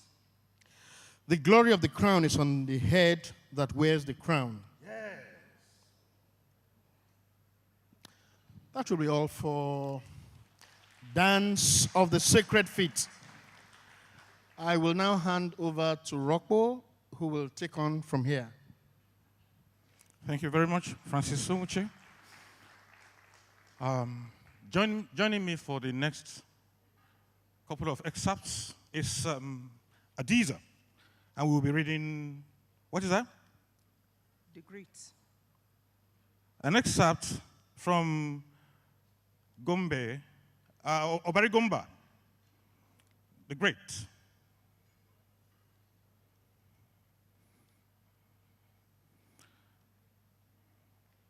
You think you know a river till you drown in it. And when you drown, you are lucky if your lifeless body is found. Proverbs, Proverbs. Is it a festival of words today? I am drowning in you, my wife. I am not a river. You are drowning in your politics. I thought I was ankle deep. No, you are the deepest end at docks. Get out before darkness falls on you. I am only involved in this constituency election for us. I want to raise the quality of our lives. My husband is back from war, but he has remained. Then you should be on is not an enemy. Then who is? The people you're working with, they are your murderers. I am the evil one. You are the righteous one, right? You pray to God every morning and night, yet you cannot forgive those who have wronged you. I am the evil one. You are the righteous one, right? You pray to God. Okay. Forgive what? Forgive those who killed your mother? Forgive those who dragged her corpse to the market? I was there. I witnessed how they killed her. Mama told them the levies were too much and too many. They went berserk and began to destroy our goods. There was a general brawl. They shot her. For years now, I have battled with trauma. I have been unable to return to my shop. Well, I got my revenge. I got justice for the family. I soiled my hands because I was not afraid of blood. Okote did nothing. He got permission to leave the front. He got here and wept like a child for days. Then he returned to the front, broken, damaged. He was troubled by guilt. He felt his mother was unprotected. He felt he gave his best to the army, but he let his own home undefended. After 3 days, he returned to the front and left me here to console the family and secure justice. And I did it. Now he acts as if he misses our mother more than I do. What nonsense. Both of you are responding differently to tragedy. Grief can be similar and dissimilar at the same time. That's where we stop with that. Thank you very much. I hope you're enjoying yourselves. Now, Homecoming, an excerpt by Chita Ibukwe. What is happening here? Madam Landlady, why are you crying? My landlord, who tied you up? Our neighbor, you have done well by coming. Both these tears you see in our eyes, they are those of joy. My husband, am I speaking your mind? Yes. Good. Our son, all the way from Oxford, has written us a new letter. He made an excellent result at Oxford. Awesome. Praise God. Hallelujah. Where is the letter? Let me tap from your blessings. No, you can't see it. It is only addressed. As you can see, dearest Mama. That's okay. I hope the incident you witness here will enter into your new book, the story of an old couple crying over a letter written by a son. It will. Good. You state that it is an Oxford letter? From 314 Oxford Road. Yes. Will you also add? Hey, it's enough, Adanya. I will stop. I have stopped. I am going out to post. I need to pick up letters from my son. Adanya, Adanaya, where do you think you are going to? My wife has lost her mind. Thank you. So now Bridget is coming to, now it's going to be a pair of Bridget and Francis. I'll take it bow for now. Thank you, Rocco.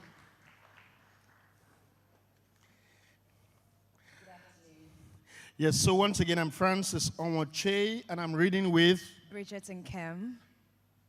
Bridget and Kim. Thank you, thank you. All right, so we'll be reading excerpts of The Ojuelegba Crossroads, a play by Abidin Abolaji Ojomu. Ojomu. Oh, yeah, Coachilo. Okay.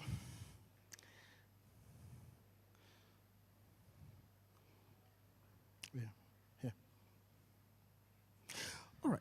Why do I get the feeling that this is a very unusual case? It is indeed.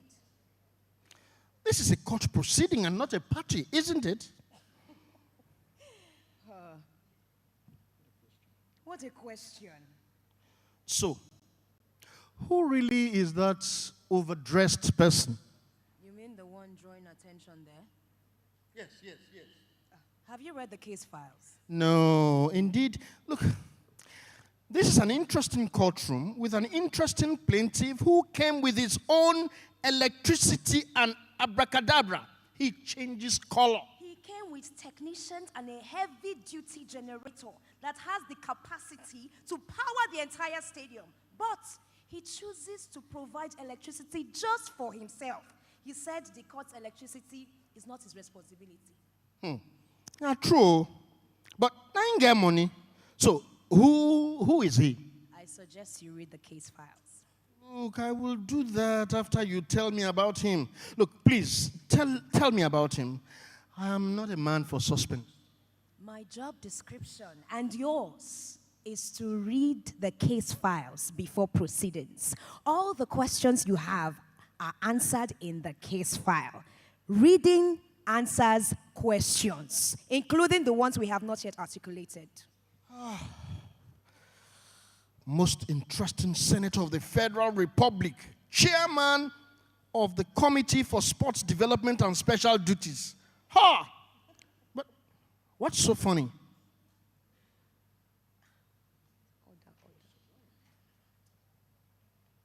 Order! That was sublime. Look, a heavy-duty generator that has the capacity to power an entire stadium.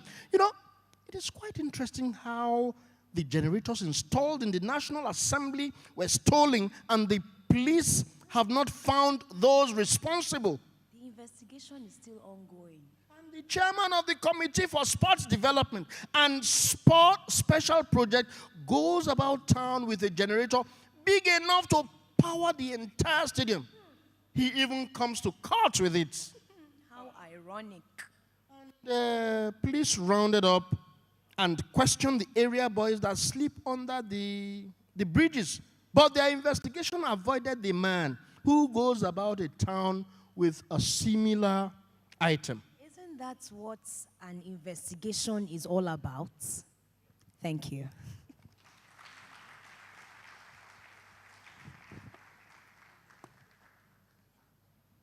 Okay, so this one is The Boat People. It's a play by Chris Anyoku.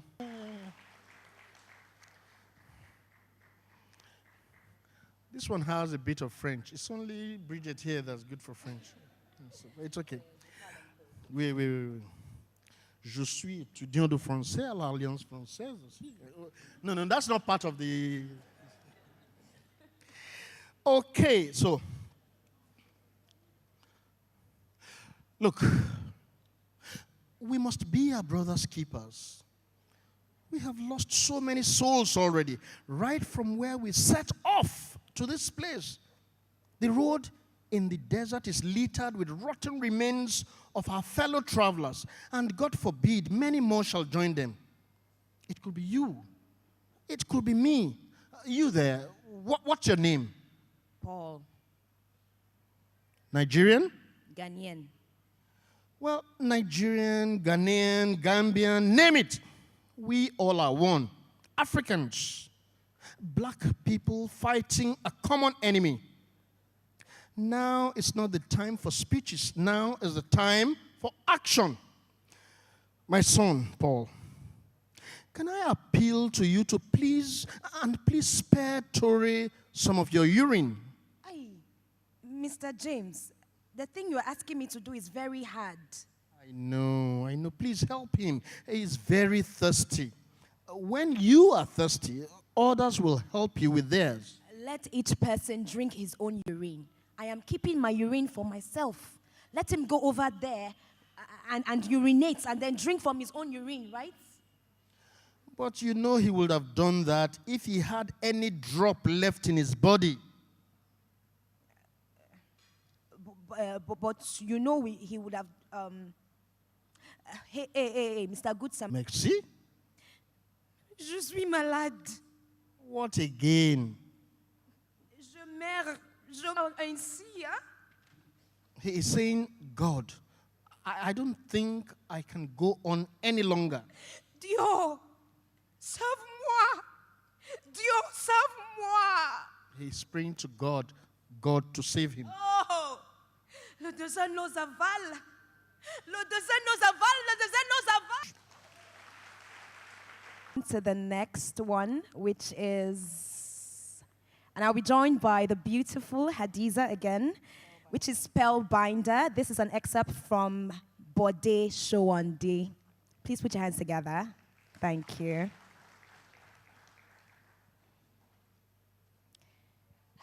Mama, my husband and I carry a heavy burden in our hearts. It is killing him. It is wearing me out. I know. The deep curls of our stomach holds the secret of Lakon's birth. Mama, Lanke thinks that I am his mother. You are his mother, Remy Lekon. This secret is destroying his health. Your inner tension is so hyper that often it is drug resistant. This secret confronts me too, especially tonight. Tomorrow, my heart will be pounding in my chest. Lanke is not my biological son. You see, he's drinking the brandy like it is water. You're an insomniac. You don't sleep. You haven't slept for years. Not slept for years? My daughter, slow down. My son is very healthy. Damilare, my son, is it true? You find it difficult to sleep? Not only that, and then, Mama, he has long spells of insomnia, sleeplessness that defies any medication. Mama, during the day, he will catnap in his office penthouse. During those spells, he is a chronic warrior at home. Both of you, keep quiet.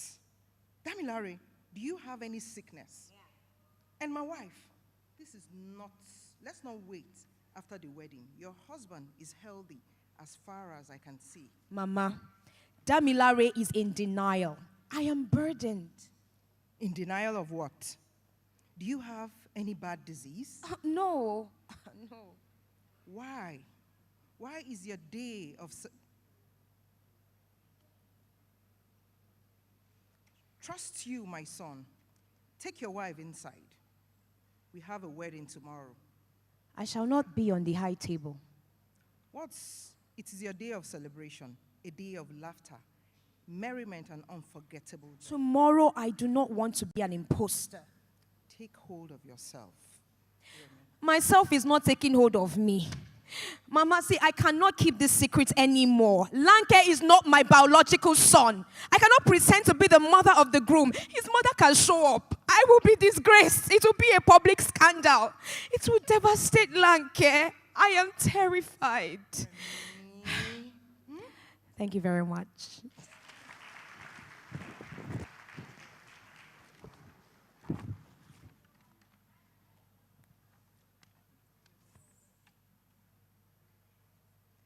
All right, so at this moment, we'll be joined by the delectable Anwuli. Please put your hands together for her. So pretty.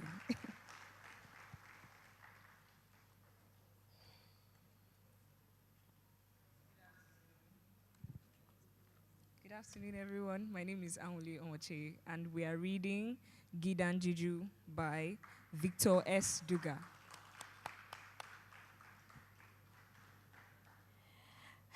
ladies. I hope I'm not too late. Well, hello. Where are you parking to? Looks like you have missed your way. Now I am in the right place. You're looking at the future queen of Gwangwala. Where do I keep my things? Find some space for yourself and then join the queue.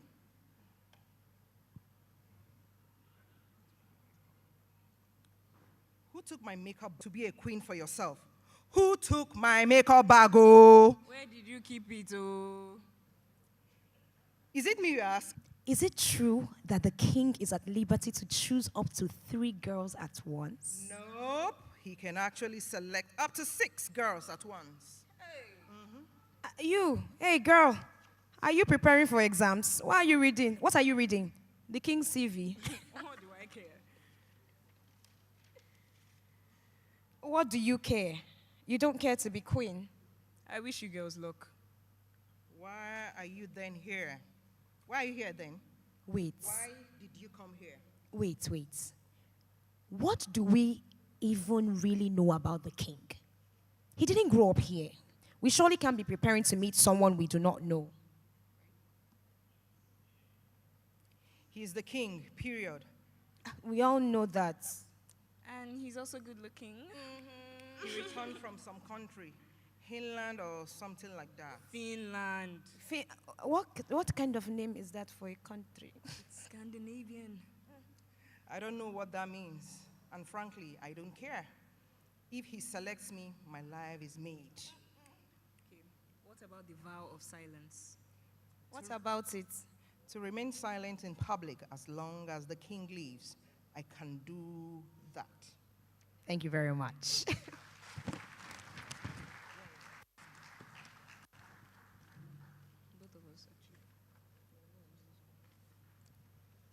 All right, so the next one is Where is Patient Zero?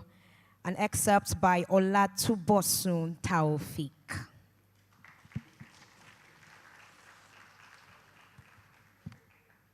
Oh yeah, that's the book. But why? Why? Even during this lockdown, HFC is still asking us to be sharing condoms to people. They said during this lockdown, a lot of sex is going on and they don't want explosion in population. What is the problem of HFC with pregnancies, children, and population? The God who created us did not tie our manhood nor the wombs of our women. But HFC says that they want to control what we do with sex. Yes, I support them. Especially in this country. There is likely to be too much sex during this lockdown. I have even been seeing ladies wearing nightgowns, blouses without braziers. In fact, I'm confused with what I'm seeing. This lockdown will create overpopulation in this country. In fact, if condom is not enough, I will buy balloons, nylon bags, and share to them. Let them use it and tie their sexual organs. Listen. My neighbor, for the past 4 days, he has just been wearing boxers all over the compound. Even face mask, nowhere. So I think HFC is right. Too much population in our continent. No, they are wrong. Just that we like doing it the natural way. The white man is doing this, he's doing his own, but he's controlling it. We don't use artificial, no rubber, no middleman, no traffic. It's always flowing like tap water. This is our way for you. They are right. The white man is greatly afraid you don't fill the whole world with your children. Your children become bandits, terrorists, and start this world needs to be controlled. I say we are not. We don't need that. My father gave birth to many children, and now somebody said I should be holding a timetable for sex. You see now, the question is, how many useful children did your father raise? Forget, children are children. Children are children. It's not so much. Like these ones, these beggars.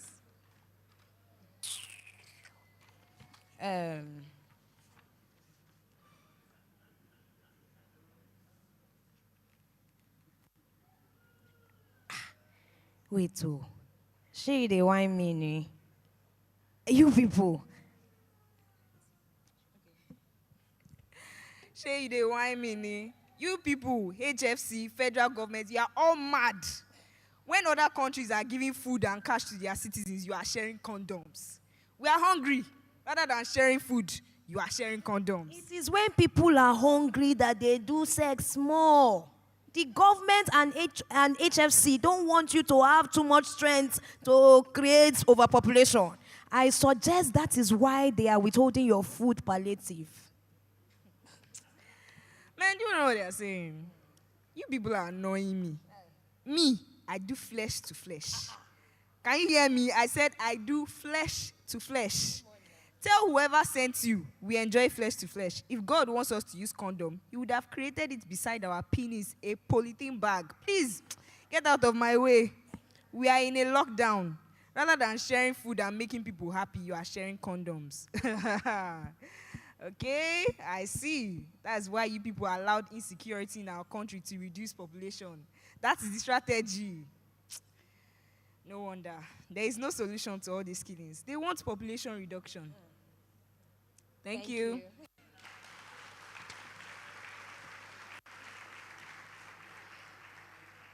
For the next excerpt, we're going to say thank you to Bridget.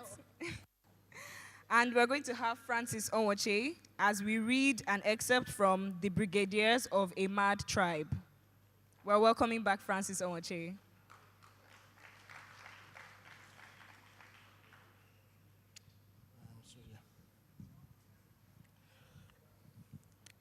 Yes, so we're doing, you introduced, The Brigadiers of a Mad Tribe by Abuchi Modelim.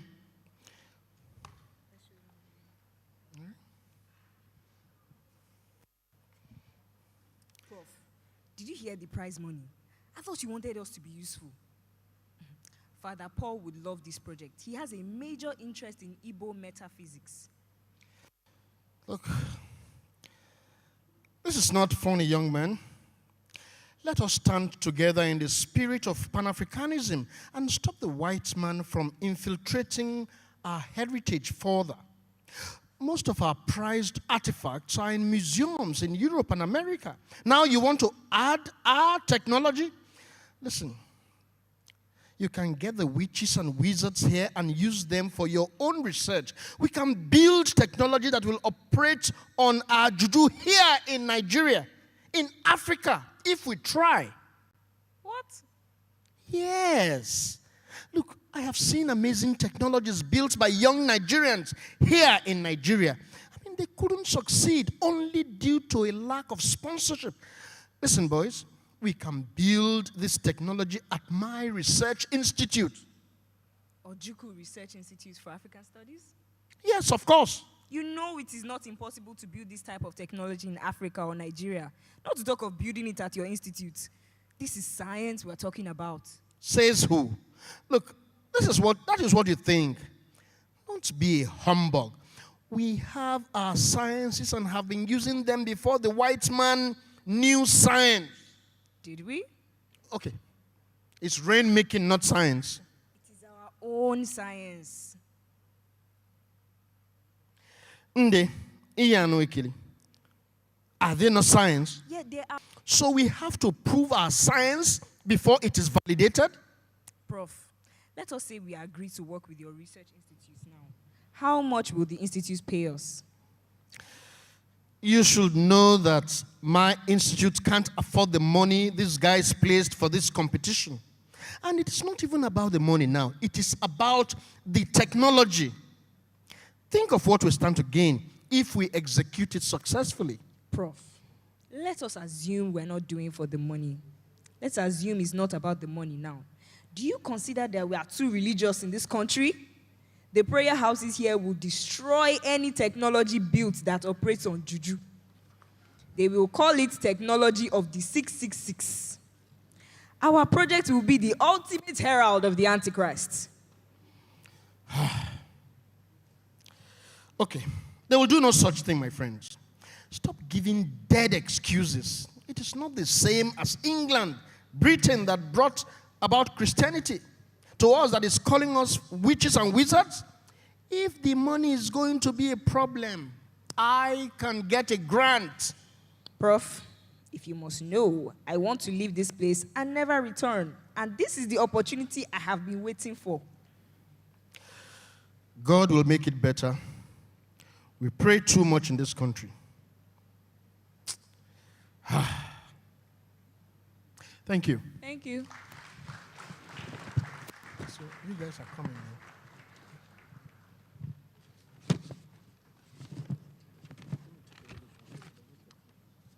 All of them. Now we're bringing back Hadiz, Bridget, and Rockbo. This is an excerpt by Henry Akubuiro. The good people of Ngazagam, I greet you all. Alhamdulillah. Days ago, our dear king went to the great beyond. We have no doubt he has gone to Ajami. We are proud of his achievement. He served this great empire well. We have all cried a river of tears, and sadness has engraved itself on our hearts. But today is a new dawn. We will be finding out who the leader of this vast empire is. When our ordinary eyes can't see what is hidden in the spiritual realm, we call upon marabouts to tell us the will of Allah. And the great Kabiru from the Dusky Alley of Ngazargamo has spoken the will of Allah, that each of the 2 sons should be given a cow to slaughter. And how each of them slaughters the cow will determine who becomes a new king. We now call on the first son, Abdullah, to step forward and grab the machete to perform the first task. He has to show us why he deserves to be the king of this great empire. Assalamu alaikum. Wa alaikum salam. At 16, I chased the pack of hyenas alone to the mountains until they disappeared from view. I prefer stronger challenges meant for real men. It is now your turn to step forward and perform your task. Show us why you deserve to be king. Assalamu alaikum. Wa alaikum salam. I am a man of few words, but my actions speak louder than the loudest of voices. I am Umar. My strength is in my vote of wisdom. I call upon you to join me in this task, because killing a royal cow is not the duty of one man.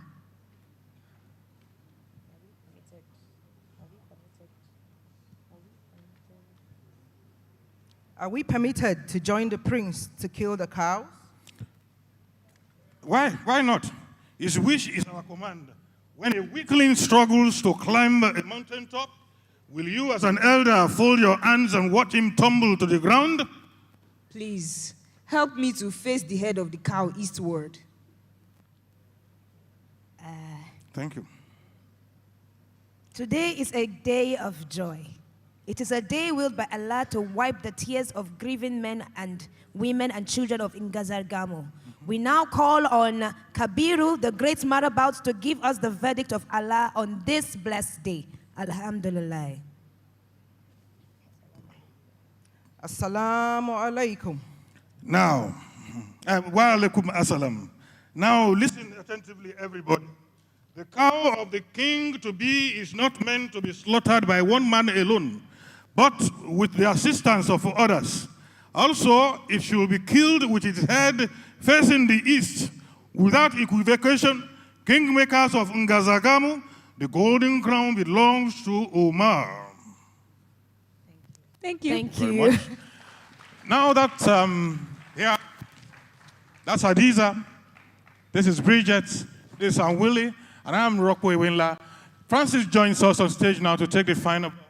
It's been wonderful reading these excerpts to you all. We hope you enjoyed it. We hope you strive to buy a couple of each of these books, not only for yourselves, but for your friends and families. Jamadani Kulapu. Thank you very much to all of you for this, because we have to do just one day of reading, just for you to get to that. Thank you very much, because this is actually the intro to the main event while we're here. We're going to, the stage has been sanctified now with the voices of the authors. Now we want to bring the authors. So thank you.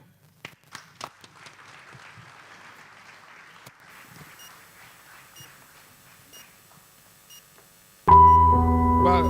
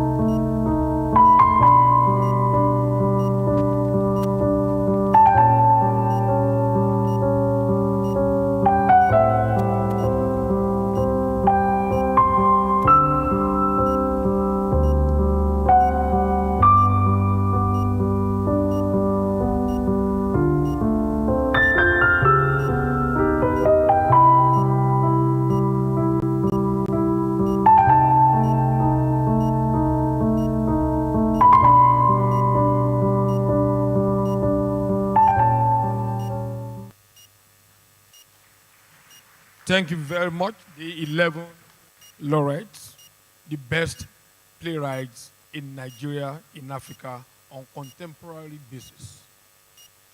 You won't clap for that. Best writer on the planet Earth, as we speak. So we want to bring them on stage. But before I do that, while we were going on, 2 board members of Kora joined us. Auntie Yabo Ababa, who used to run the show in this hall. She used to be the director of this hall. Thank you very much. And Mr. Femi Odugbemi, Kora board members. And I said that we had a lot of stakeholders. We have Mr. Dare Uluwatui, Chairman Nigerian Book Fair Trust. Actually, that's the biggest book fair that we have here. Mr. That is somewhere. Uluwatui, thank you very much. I didn't see you. You just brought it to my attention. And he's here with Mrs. Yomi Ogunlari, Executive Member, Nigerian Publishers Association. Thank you very much.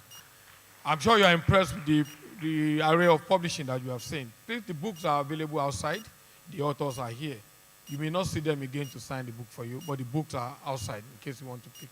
In fact, you have to pick a copy, and then they have to sign it. Thank you very much. Now, I don't have to show my face, thankfully, because we want to introduce the authors one after the other. I'll just announce the name, and the projection will go on the screen. Dance of the Sacred Feet by Ade Adeniji.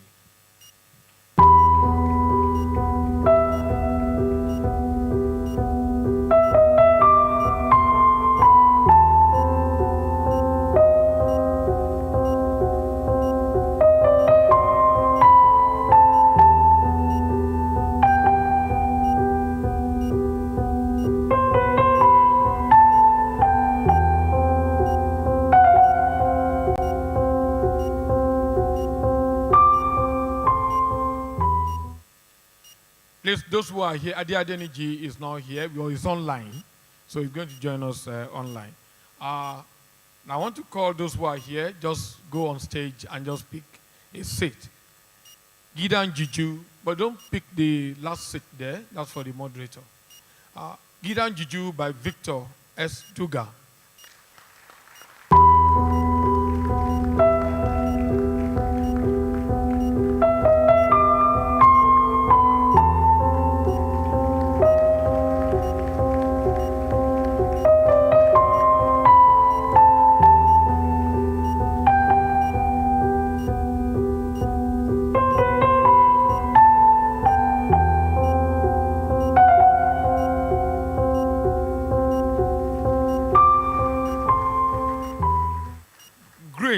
By Obari Gomba, Professor.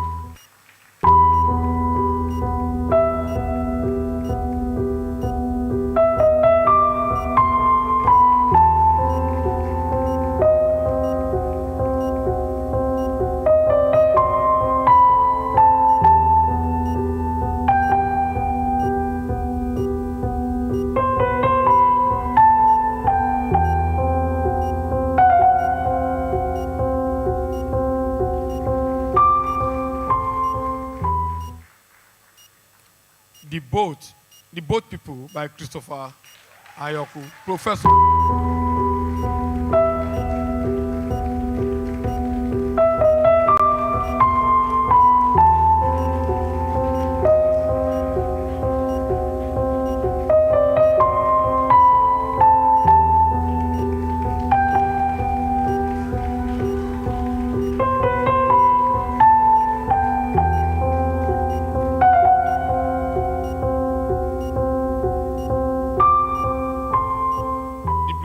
Of a Mad Tribe by Abuchi Modilim.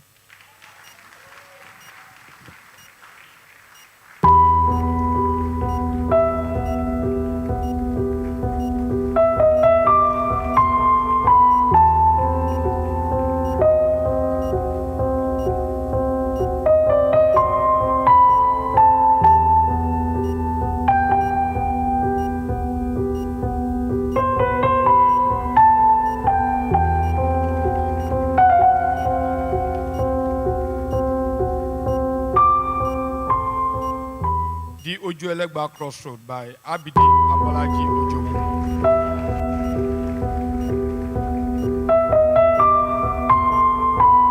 Ojomo is also outside of the country, so he will join us by Zoom.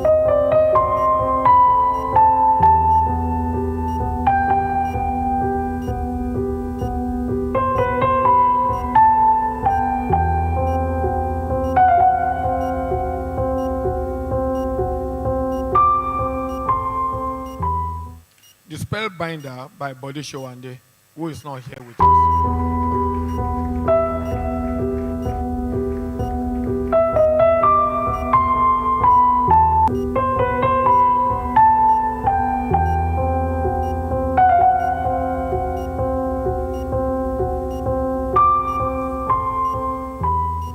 When Big Masquerade Dance Naked by Olubumi Familoni.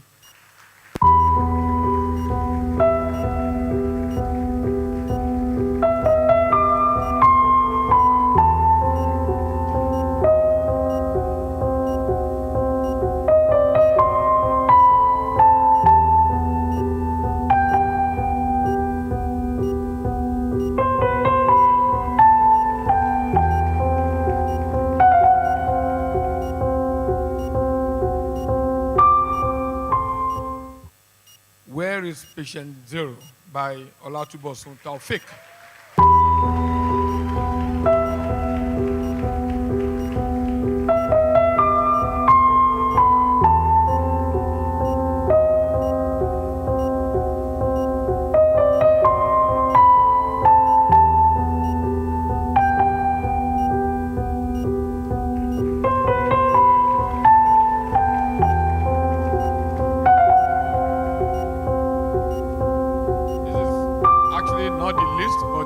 Person I'm calling here now, Yam Tarawala, The Warrior King by Henry Akubiro.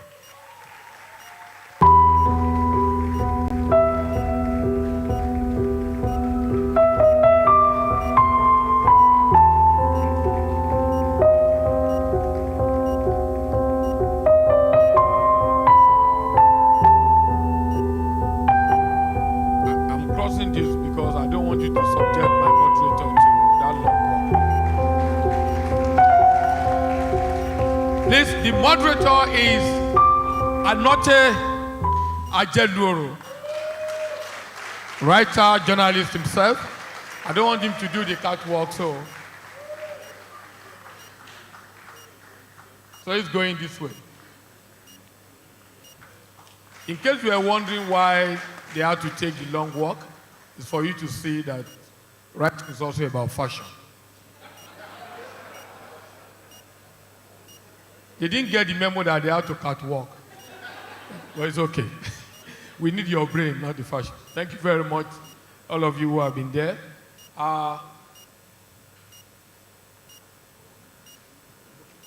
Now, the moderator, the job is yours. I want to go and look for fuel. And go.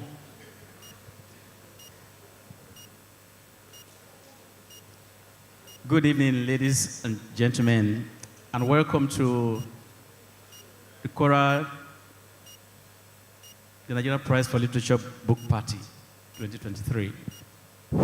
It's been a lovely evening so far. Are you enjoying yourselves? Fantastic.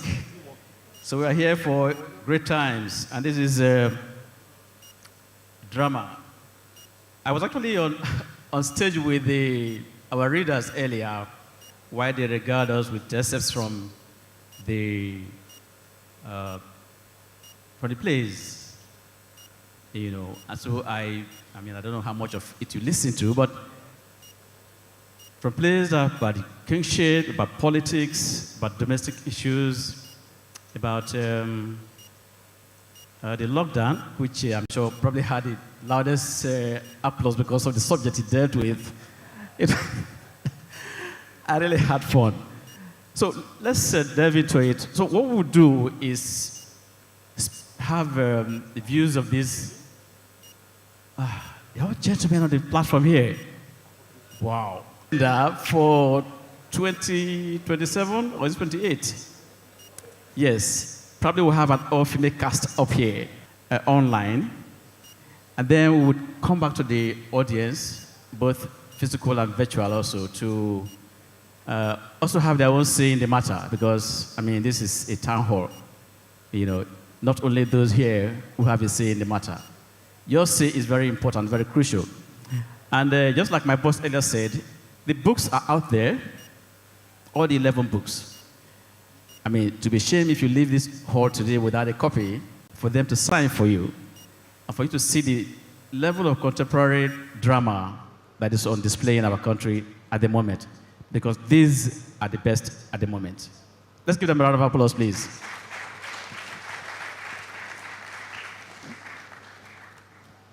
So they say, he's next to me, but I'll probably go to the other end for a start. So, tell me about your book. What was your motivation for writing it? What issues does it deal with? Okay. The Brigaders of a Mad Tribe. It explores the... Sorry, I think we need another microphone. That one is not audible enough. Technical, please. Yes, as many microphones you can bring to the stage, it will be great.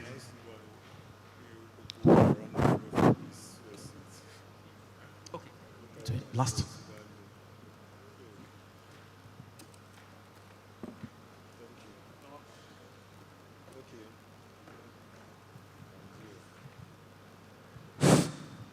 The Brigaders of a Mad Tribe. Modilim, right? Yes. Great. The Brigaders of a Mad Tribe explores the Igbo metaphysics and the Igbo worldview and cosmology. And it's also a political satire that mirrors our society and most prominent matters ongoing now, like politics, mental health, migration, and let me just stop here.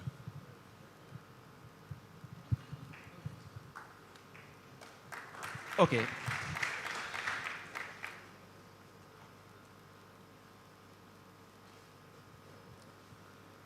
So because those online have been there for quite a while now, we'll take a little switch to them and then come back to those on the platform here. Thank you very much. So let's start with Ade Adeniji. Can you hear us?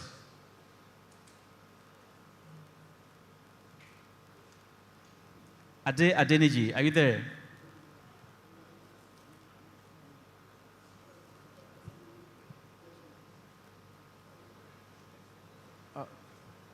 The audio is a bit technical. Technical team, please do something about the audio. Can you hear us?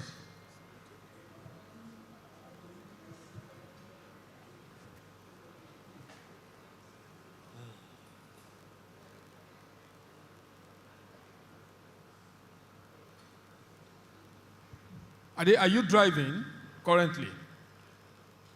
Are you driving? No, maybe we should allow you to park somewhere, because even for us, it's not neat that you are driving and you are answering questions. Maybe you can switch back to you when you are parked. Okay? So when you are parked, let us know so that we can take you then, because it's not neat. Ojomu, are you there? Hello, Ojomu. Okay, thank you very much. Welcome. So tell us about the book, the motivation for writing that book, and why you think we should read it.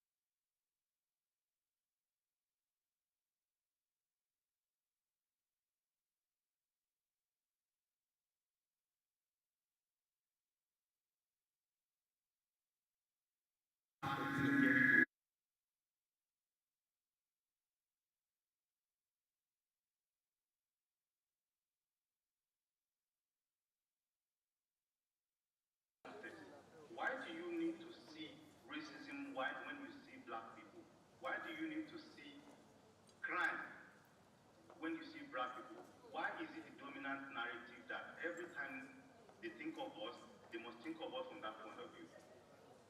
So it looks at colonialism also and the way we think about it, and actually talk about how we partake in that stereotype.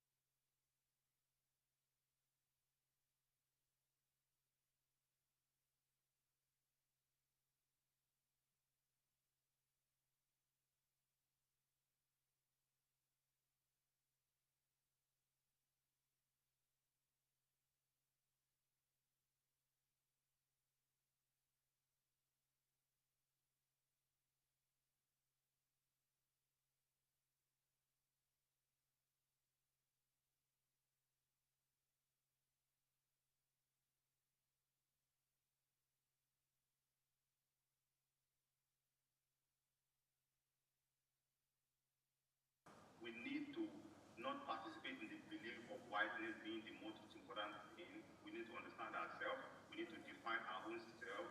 We need to actually take control of our own destiny. That's the whole idea of doing your labor course. All right, thank you so very much. So, what is your expectation for your book with regard to this prize? Briefly, please. Hello, are you there? I'm here. Can you say that again? What is your expectation with regard to your book on this prize? Being a member of this prize, the first thing is that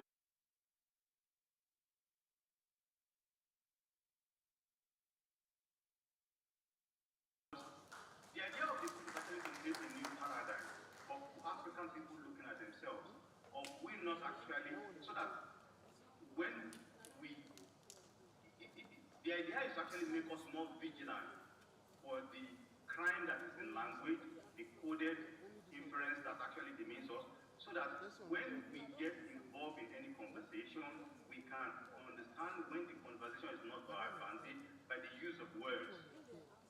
So the fact that Ojuelegba is at this level is actually at the level of prominence, and the more people that get to read the book, the better for the book, because the idea is one of the most important things about literature is that it's actually the mirror by which actually people look at themselves, they create their own reality. So when people engage with this book and they see the idea is pushing forward, people can start reassessing their realities. We can start understanding that we are as important as any other race in the world. All right. Thank you so very much. Thank you. Mr. Apidino Jomo, have you parked? I can hear.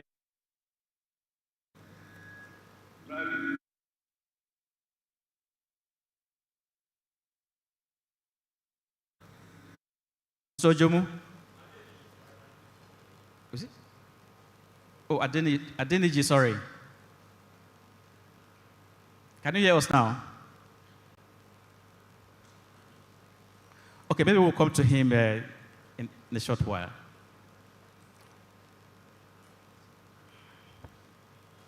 So, okay. Let's go to Sir Victor Duga, right? Yes. Your title, from your title is, I guess that's Hausa. Gidan Juju. Yes. Yeah. Okay, so what was the motivation for writing the book, and what is your expectation in this prize? Well, the title is in Hausa, and it tells a story that could be from any of the ethnic groups in north-central Nigeria, and there are several of these ethnic groups. It is said that if the story of the hunt is told from the perspective of the hunter, the lion will always die. And so it takes the lion to tell his own story so that you can see the perspective that they have. And there are many groups in this region of north-central Nigeria whose stories are not told, or they are told from the perspectives of the hunter. And so what I've done in this play is to tell the story that has not been heard. In the last days of colonialism, going back to that history and then forecasting to the present, where, we seem to be losing tradition, and we seem to be at a crossroad of not knowing how to embrace technology and modernity. And so I have some suggestions in the play as to how this will go forward. But engagingly, I want to thank the Nlng for this prize.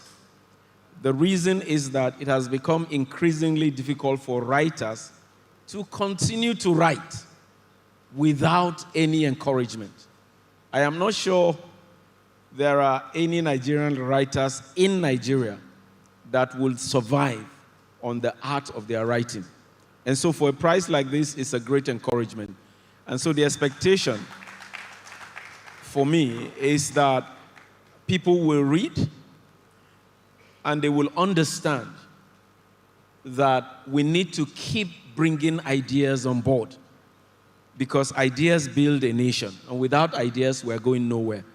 For me, this prize or this engagement with literature is to enhance the discussion about the ideas. And as you can hear from the excerpts that were beautifully presented, thank you, by the way, to the excerpt presenters.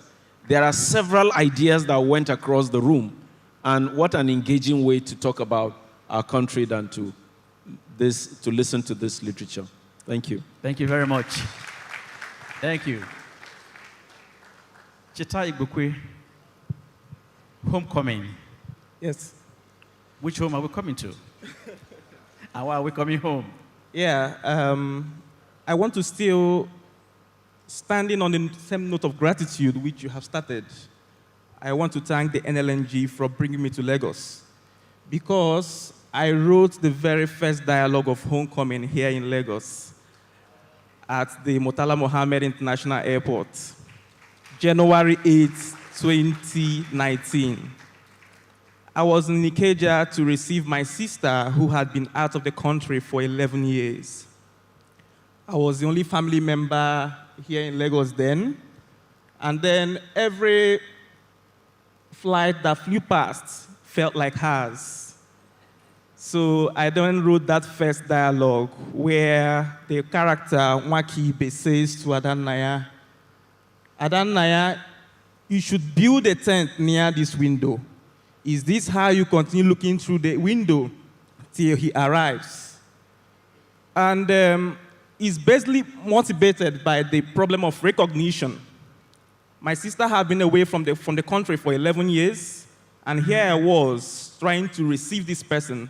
Every family member felt I had the burden of receiving her, but they didn't know the other burden I had. The other burden is, will I be able to recognize this young woman who left when I was 11 years old?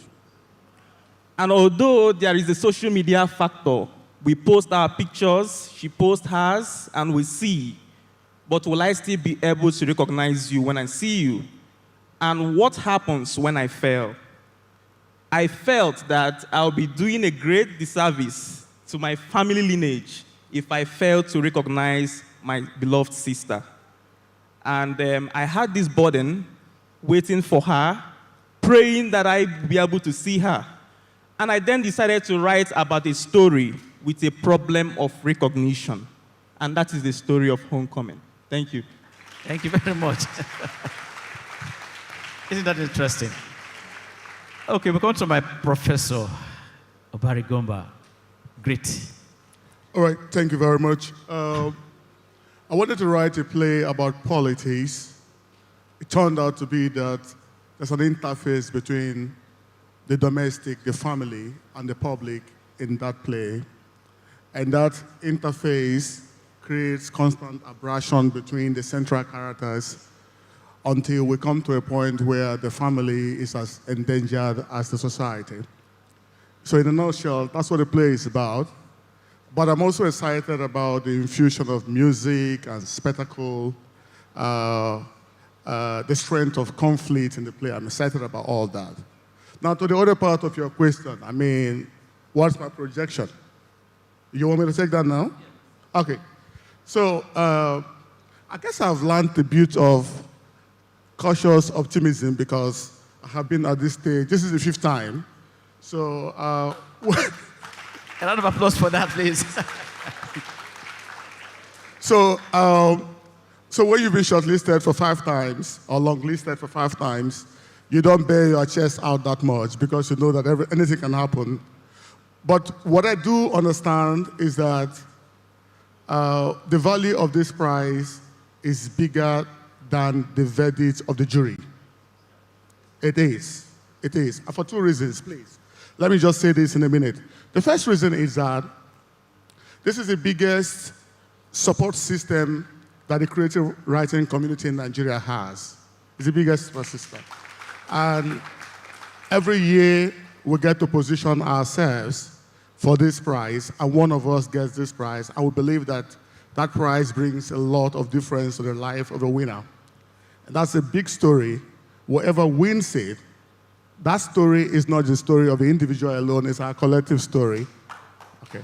And I pray that the LNG's business will continue to thrive so that they'll continue to invest in this prize. And I also pray that the prize administrators will have the presence of mind to sustain it because this prize has become a cultural institution. Let's hope that other organizations and individuals can learn a few things from what the LNG is doing. Now, the second thing, this is what is more important, that every year we have a cast of writers across generations. The first time I was listed for this prize in 2013, I was one of the youngest. Today, I guess I'm one of the oldest. So it demonstrates that for every year, you can look at the trajectory of Nigerian literature and tell that our creativity is not tied to any age bracket. That across generations, Nigerians are producing work of excellence. Look at Abuchi and Cheta. I mean, they're here.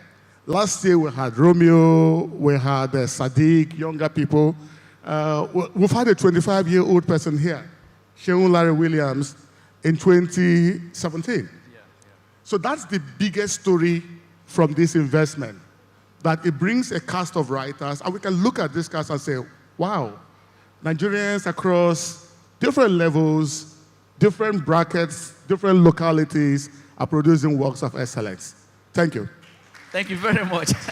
A round of applause for our sponsors, please. You know, when a professor speaks and analyzes, you get the gist of the matter. That's what Obadi Goba has just done. Thank you so very much, Prof.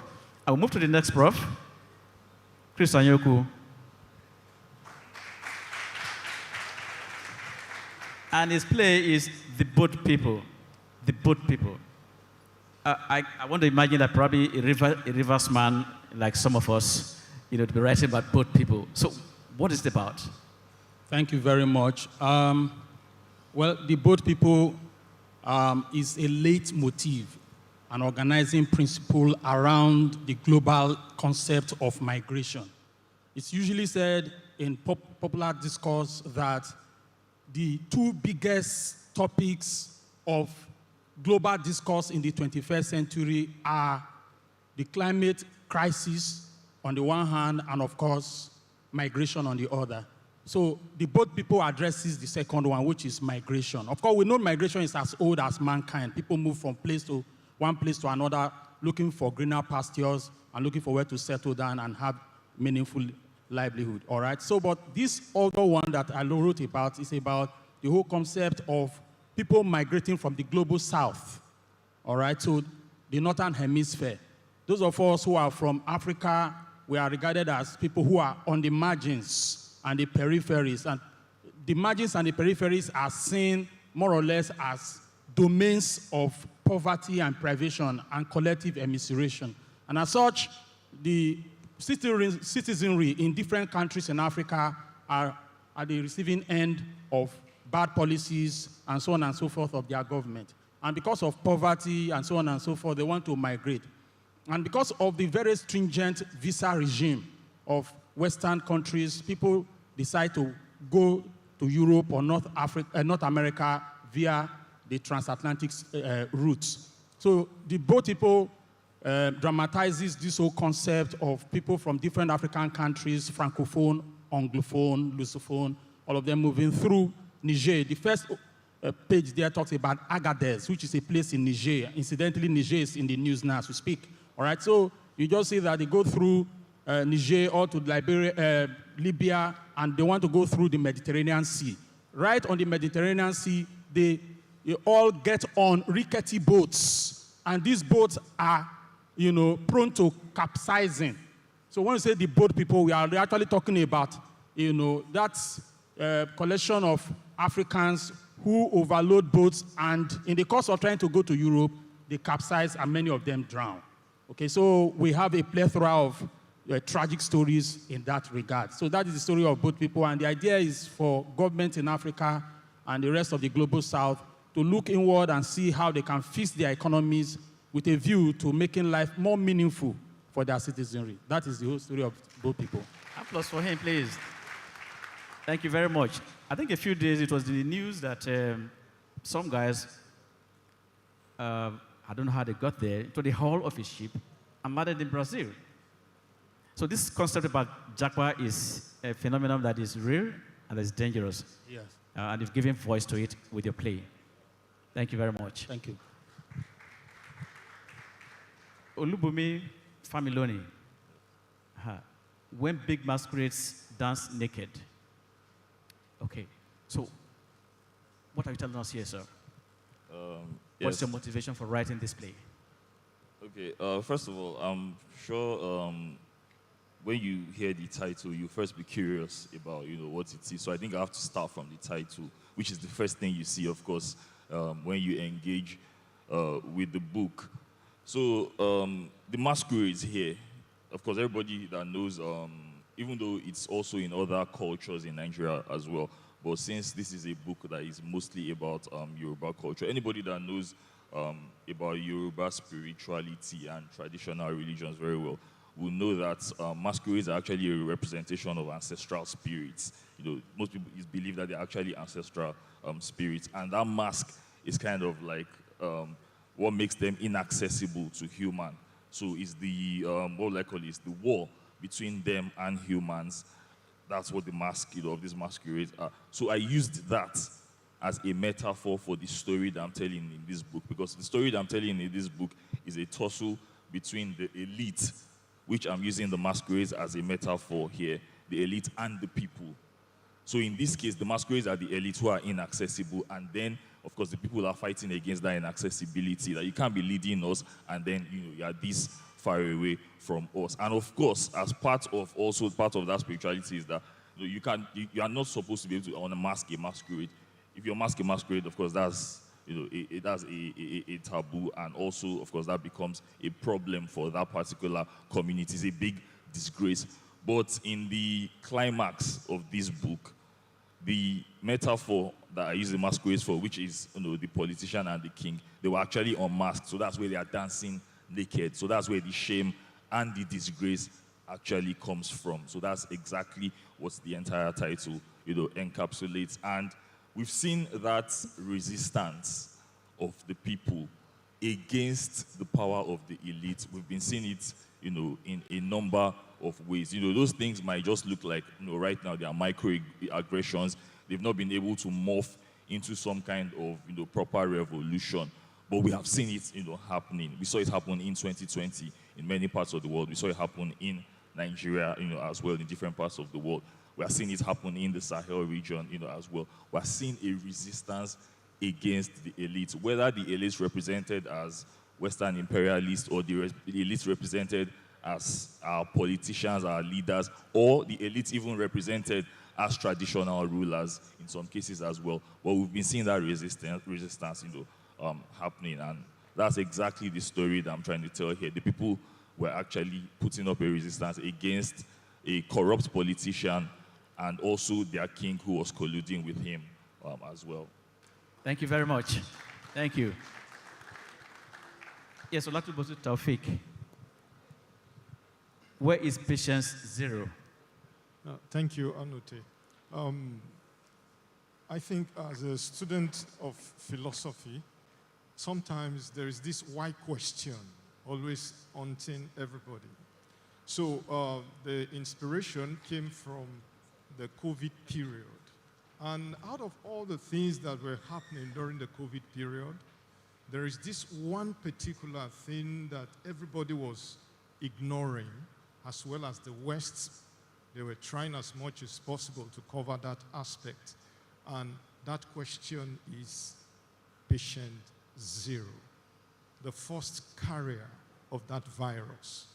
At a point in time, in the discourse, as it was going forth back, China was being accused, US, they talk about the lab, and at a point in time, we couldn't hear anything. So later on, we start seeing all manner of things. So at that point in time, I was close to my television set. I was trying to monitor the case to see how these guys want to either disguise or answer that question. Because I want to believe that the response to COVID-19 would have been better answered if we know the first carrier of that virus. But as long as that virus, that carrier, remain in the world of the unknown, another virus is likely to surface in this planet and is going to be more damning than what we faced. So I now said, okay, I think philosophically, I can come up with a question, where is that patient?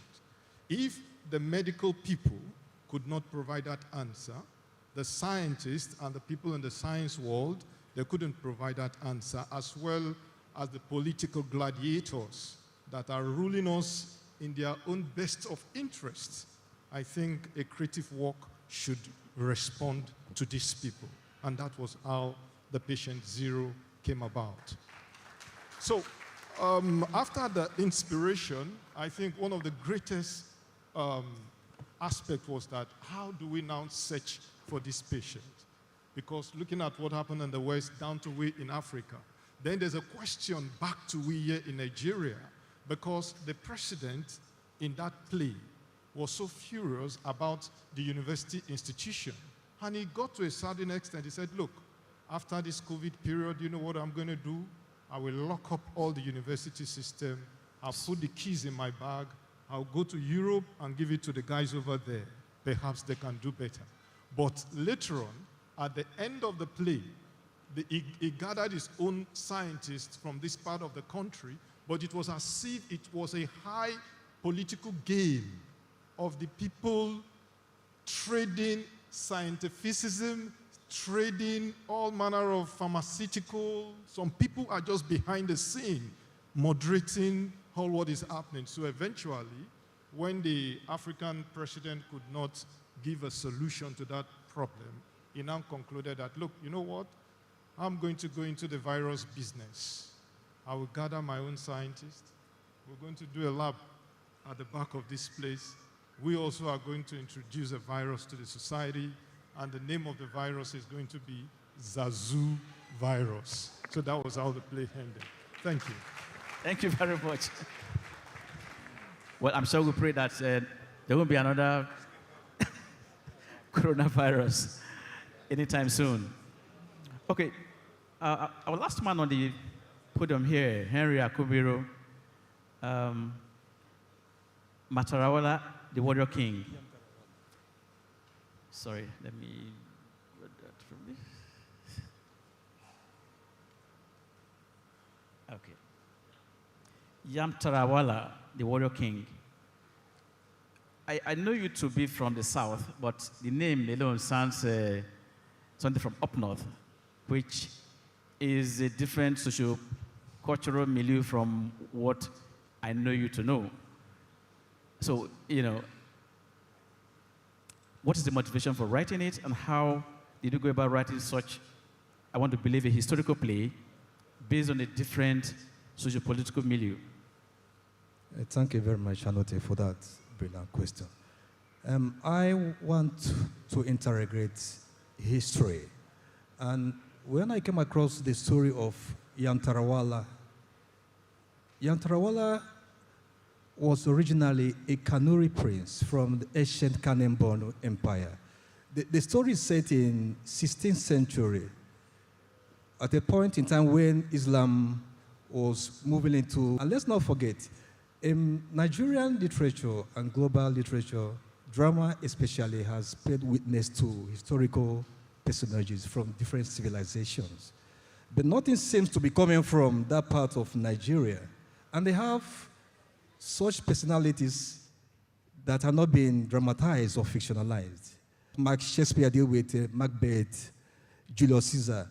And then there's this mythical, not just mythical, he was a real-life character that founded Biu Kingdom. Biu is the second largest emirate in Borno State,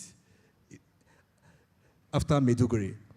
So but they broke away from Gazagamo. Gazagamo used to be the capital of ancient Kanem Borno Empire that was formed in 7th century. And by 16th century, there was a division in Kanem Borno Empire. Over a right of succession between the two sons of the king of Ngazagamo who died. So Abdullahi, who later became Yantarawala, he was the first son of the king of Ngazagamo in that period in time. And there was a division, there was a crisis of leadership. Who was going to be the leader? The younger son of the king called Umaru, and between the elder son called Abdullahi, later Yantarawala. So he's in Kanem Borno Empire. And I felt, so he moved southward to found his own kingdom, which is Biu. Biu is the only place in Borno State that has never been overrun by Boko Haram till now. So I was trying to interrogate history. How did he realize the present? This powerful personality who is being compared to Shaka Zulu, like Bayajida, like Queen Amira, like Moremi, why are we not celebrating this kind of personality? Why are we not telling the story, untold stories of Northeast Nigeria? So I decided to recreate this story in drama. Wow. Thank you so very much for that expose. Let's get back to our man online. Mr. Deniji, are you there? Hello, Adeniji. Can you hear us?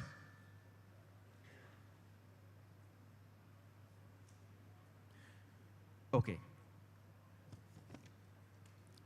It doesn't seem to be online at the moment. Maybe when he joins us, we will reach him. So I will start again from you, Henry. Sorry, instead of, yes. A piece of art, particularly literature, should expose a particular situation in a society with a view to either solving the problem or providing some kind of solutions or even asking more questions that will lead to further questions, that will interrogate society deeper so we understand where we are and where we are going. So with your play, how does it fit into this context? And what exactly is it doing that, you want us to look at deeply? Okay, first of all, I'm talking about the resilience of man. If you read the play, you find out that when Yamtarawala fell out with the kingdom of the Kanem Borno Empire, instead of fighting his brother, he moved southward to find his own empire. And it wasn't an easy journey for him. It took him many years. He conquered territories. He came across so many unfriendly chiefdoms and kingdoms. And he was coming from an Islamic background. His father was the least along the way. So he showed that resilience. I want to be a king. I was born to be a king. I must be a king. So all the obstacles on his way, he overcome them. Then another one is that so much has not, in the play, you find out culture. You find out dances, traditional dances that we have never seen in Nigerian theater before. So I'm trying to bring to focus this part of Nigeria, culture-wise, historical-wise, and then what do you learn from the Yantarawa? Because apart from founding the kingdom himself, towards the end of his lifespan, he decided to conquer his own family. His son rose up against him. The father became larger than life. He was scared of his own shadows. So he saw his son as a threat. And his son revolted against him. So the man committed suicide. So when you become a leader, how do you manage your success? How do you manage your success? Yantarawala got what he wanted, but he couldn't manage it eventually. So he died. So that's in a nutshell. Okay, thank you very much. Let's move to Olatubosun. Of course, we don't want another virus. And then African societies, the level of science or scientific inquiry is a bit low, largely perhaps because there's little funding for such endeavors. How do we prevent such recurrences or find ourselves in a position where we are able to tackle our own problems ourselves rather than relying on an outside, like the other play, the boat people, where we now jackpot just to get a good living outside of the continent. Okay, thank you so much, sir. I think responding to that question, looking deeply at what exactly is happening in the global level, likewise national and regional level across the world, we'll come to understand that there seems to be a very high level of an unfair play. And this unfair game that is going on at the international level is seriously affecting everybody. And actually, science should be devoid of politics. But what we have come to realize in the recent time and recent world, it's seeing something like medical politics in the life. Whatever is this is this. It's not something that they should convert, was not discovered up till today. After how many years? It's a big question. Is it that the West and the people there, they don't have what it takes to go after this search? Or was it an experiment that went on the wrong side and the people that were involved were not accountable? Similarly, Ebola virus came up. It was shrouded. And the same question, how did it happen? Some people tell us that the story of the bat beating some people. Like Babanka said in the play, bat has been living with my own people. I even eat bat. So if you are bringing that postulation, make it empirical. So it's a high comedy whereby you need to be an intellectual fellow for you to really understand the question that is being asked. And the part there is that everybody must be accountable. The people in the science community must be accountable of every patient that is dying in the hospital, so they will be very careful with what they are doing. Likewise, myself, you don't hold me guilty for whatever. You hold me guilty if at all I'm not being able to perform up to the expectation of a literary person. So everybody in their various fields. The people in medicine, we are yet to hold them accountable for what happened to us during the COVID. Look at the way the vaccine went. Some pharmaceutical, they made billions of dollars out of that vaccine. Who were this set of people? Who are these conglomerates? Who were the people behind them? Why were franchises not given to people in Africa?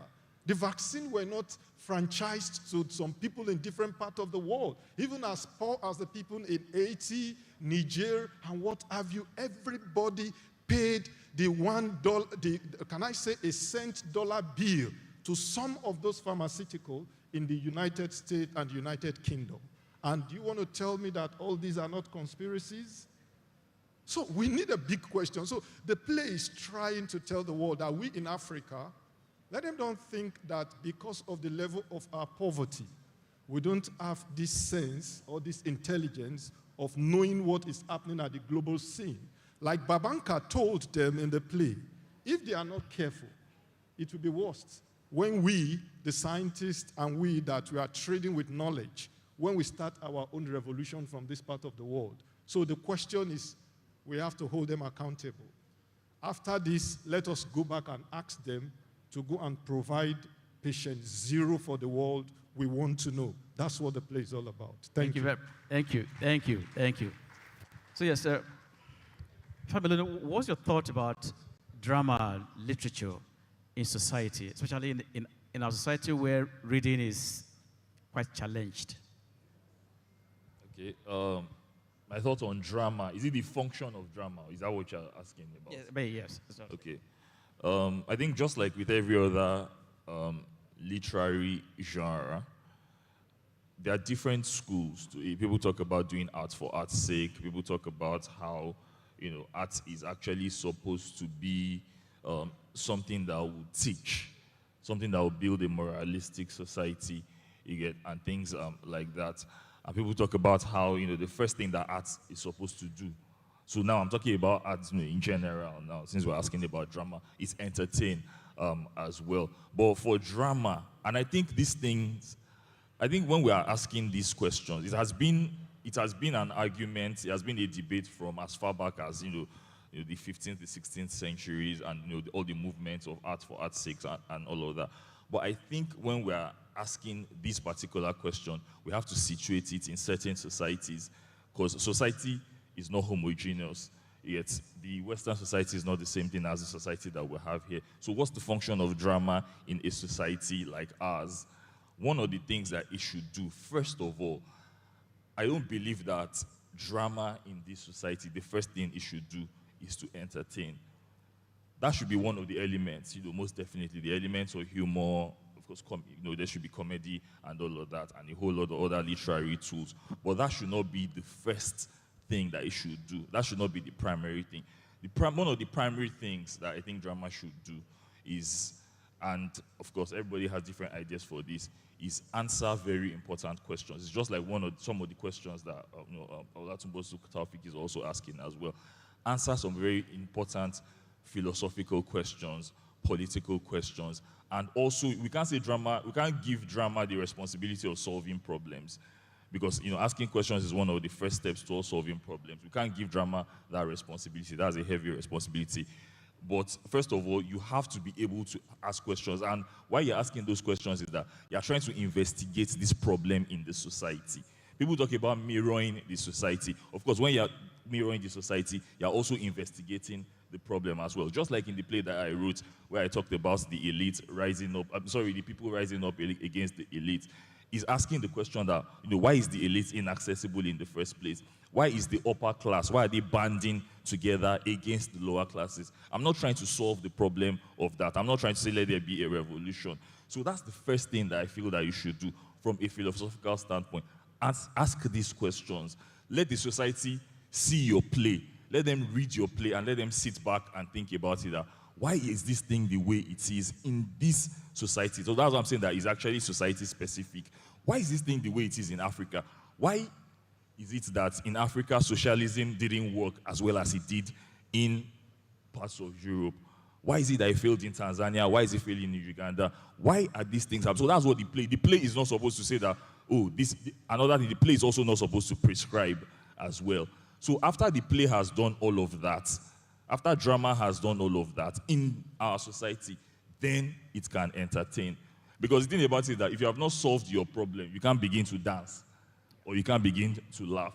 So first solve your problem. So in societies where they don't have probably as much basic problems as we have, then you can argue about art for art's sake and say that, first of all, make them laugh. Let's make them laugh and don't talk about thematic concerns and all of that. But we can't afford that in our society. All right. We can. So first of all, teach. First of all, ask questions before you start thinking about making people laugh and things like that. Thank you very much. Thank you so very much. Yeah, you teach literature in the university to students, to young people. Yes, I do. Drama or literature may not solve our problems, all right? But so what exactly is it doing? Take it again. Drama or literature may not solve our problems. It may not prescribe anything. It may, in fact, be casting stones, if we were to quote Oja Ofemo, So beyond that, what's the essence? All right, thank you very much.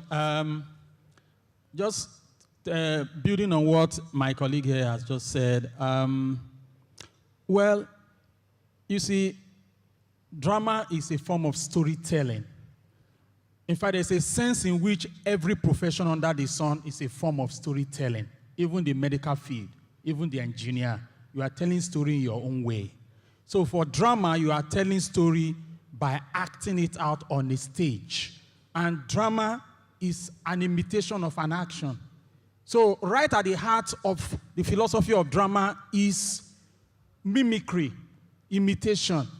And of course, mimicry or imitation rise on the principle of entertainment. What your Bible will say, ire lanche, we are joking. But you are joking seriously. That's what drama is, if you want to define drama, is to joke seriously. All right? So I believe, just as Achebe will tell us in Money Yet on Creation Day, that writer who abandons the serious business of his day will just be like that ridiculous person in the tale who runs after a rat fleeing from the flames, whereas his house is on fire. So what writers do as the moral barometer of society is to hold up the mirror to society, bringing out their strengths and their weaknesses, but more often than not, their foibles, their failings, their fooleries, just to put it out there for ridicule, all right? And I believe that drama plays a very important role in society, one of which is therapy. It's a form of therapy, okay? At the risk of using a big word, it's a form of logotherapy, healing through words, healing through action. So drama being one aspect of literature, a genre of literature, is there to address specific problems of society with a view to making sure people in society are able to overcome them. So we cannot do without drama, we cannot do without poetry, we can't do without prose fiction. But since the question is about drama, drama is absolutely important. That people are supposed to go to the theaters to go and see a play, and in seeing the plays, they are entertained, they laugh, and they overcome some of their anxieties, and they experience, aesthetic release.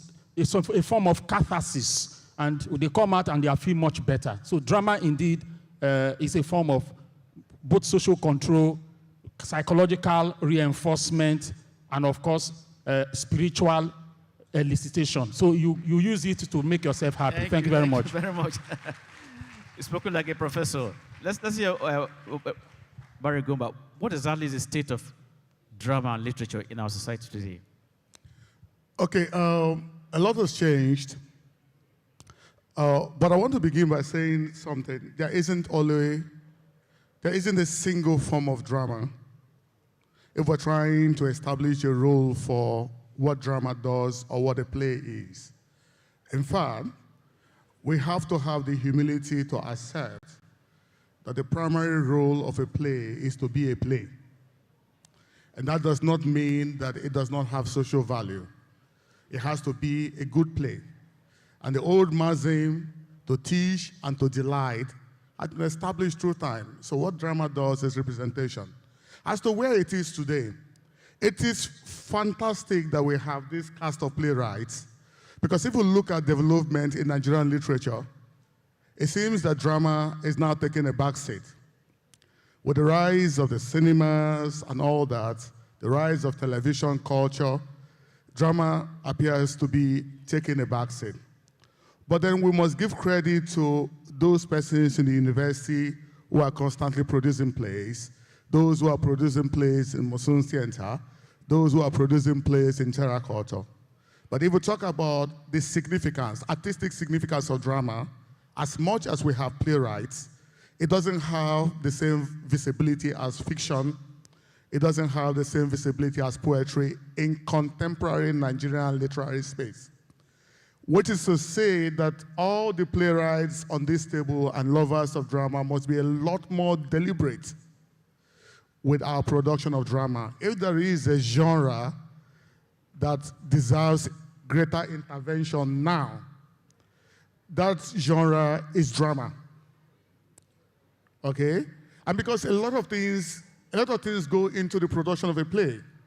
If I write a good novel, and I go through the editorial process, and I find myself a publisher, the novel is up there in the open.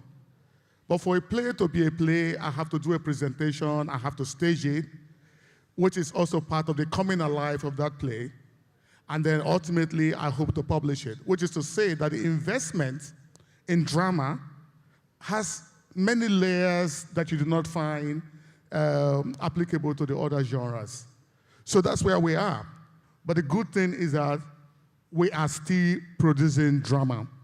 If it is not as visible as it used to be in those days when Femi Osofishan and Bode Showande and Wole Soyinka and Olarotimi were producing great plays, Aloba Femi are producing great plays around our university systems, what it simply means is that there's a call on all of us to take the form of drama from the closets of the universities and bring them squarely to town. And we must thank those who are doing that for now, because all of us must get involved in that process. Thank you. Thank you very much. Thank you. So we've varied the question a little bit with Ibukwe. Do you hope to put the play on stage, perhaps? What are the possible challenges you envisage? For homecoming? Come again. When would you likely put your play on stage, and what are the likely challenges you envisage in the process? Okay, Homecoming was first performed at the Arts Theatre of the University of Nigeria on May 6th, 2021, and then August 5th, 2021.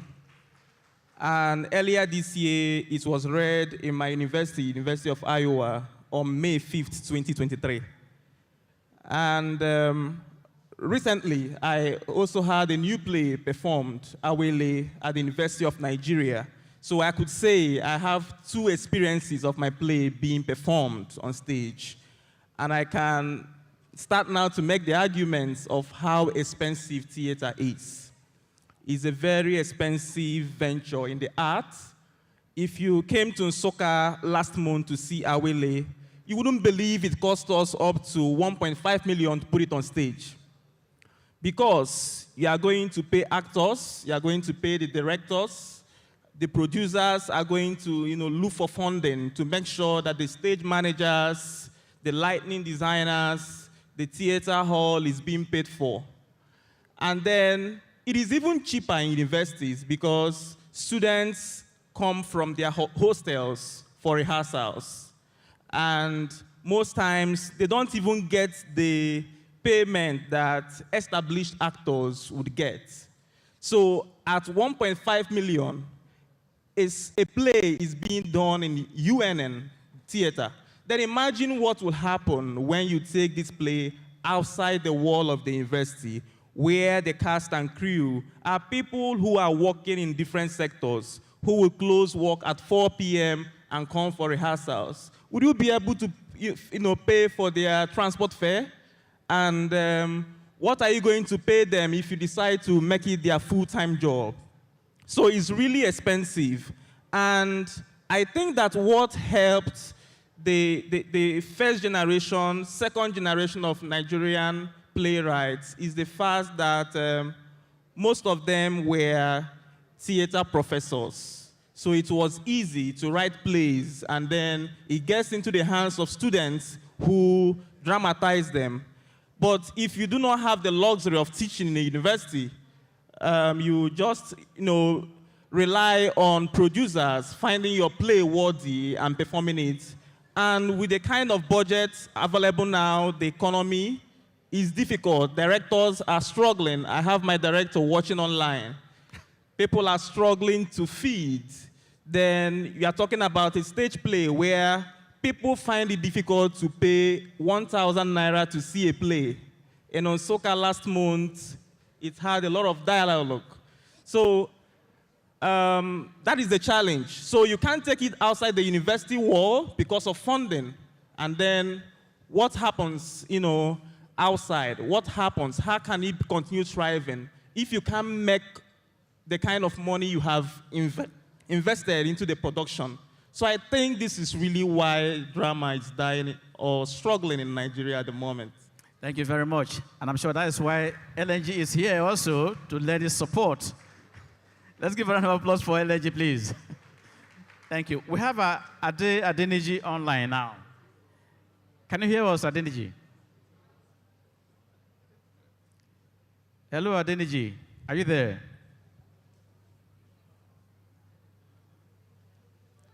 Adeniji, can you hear us?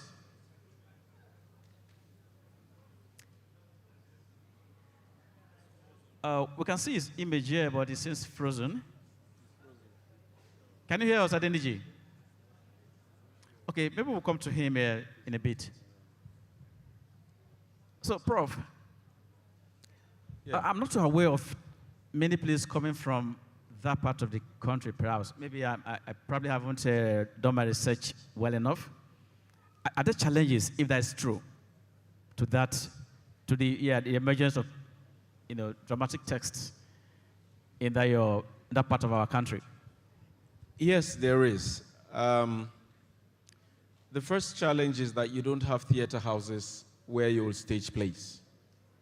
And so you have not built a culture of raising an audience that can patronize the plays that you have written. But I agree with my colleagues that drama is one of the most challenged genres that that you have. But compared to the novel, the drama genre is the one that can educate more people, especially in a largely illiterate population. People can understand your drama even if they don't understand the grammar that you're speaking. They will appreciate the message that you're passing on. So it's somewhat a contradiction that you need to raise an audience, but you also need to perform the plays. And they've talked about the complications of trying to stage a play. I look back at, say, the generation of Shoinka. Today he's called Kongi. That's a character that he wrote. But he has written several other genres. But that drama genre seems to be the one that is most outstanding and is the one that is most challenged. So there are many young writers that are coming. I teach playwriting, and some of the scripts and the ideas that come up are really fantastic. But when these people come out of this training and there's nowhere to expose their art, it mortifies. And they simply find their ways into some other industry and do something else. So that creativity is killed, and I don't know how many playwrights we have damaged by not giving expression. And so that idea of corporate sponsorship of performances that used to happen in the time past, banks and other sectors, I think we need to encourage that some more as part of the CSR that organizations will do. I think that will encourage the genre even much more. Thank you. Thank you very much. Also, the idea about modeling, right? The idea about the state of drama in society. They've made a lot of submissions so far. Does it seem hopeless for drama?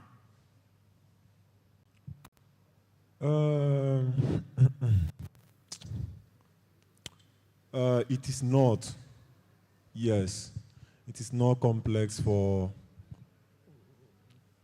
because like everyone else have said, like it's not poetry. It's not novel. It's not a short story, right? That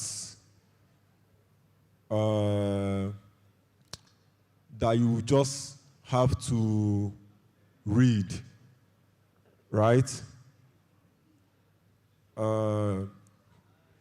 A drama is fully appreciated when it's staged on drama, when it is staged in theater, right?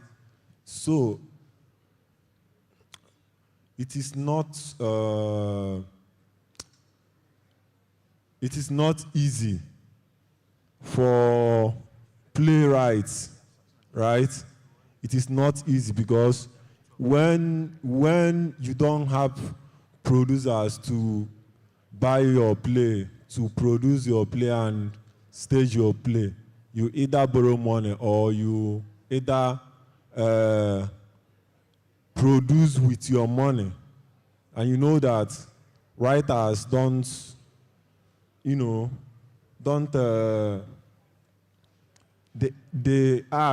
writing doesn't pay in this part of the world, right? So, yeah. It is not. It's tough. Okay. Thank you very much. Thank you. Thank you. So we'll come to the audience members, and we're looking for two smart questions. No long intros, sharp and straight to the question. Anybody has a question for any of these writers and their works? Okay, let's have this lady first. Where's our microphone on the floor? Hello, this lady here in front row.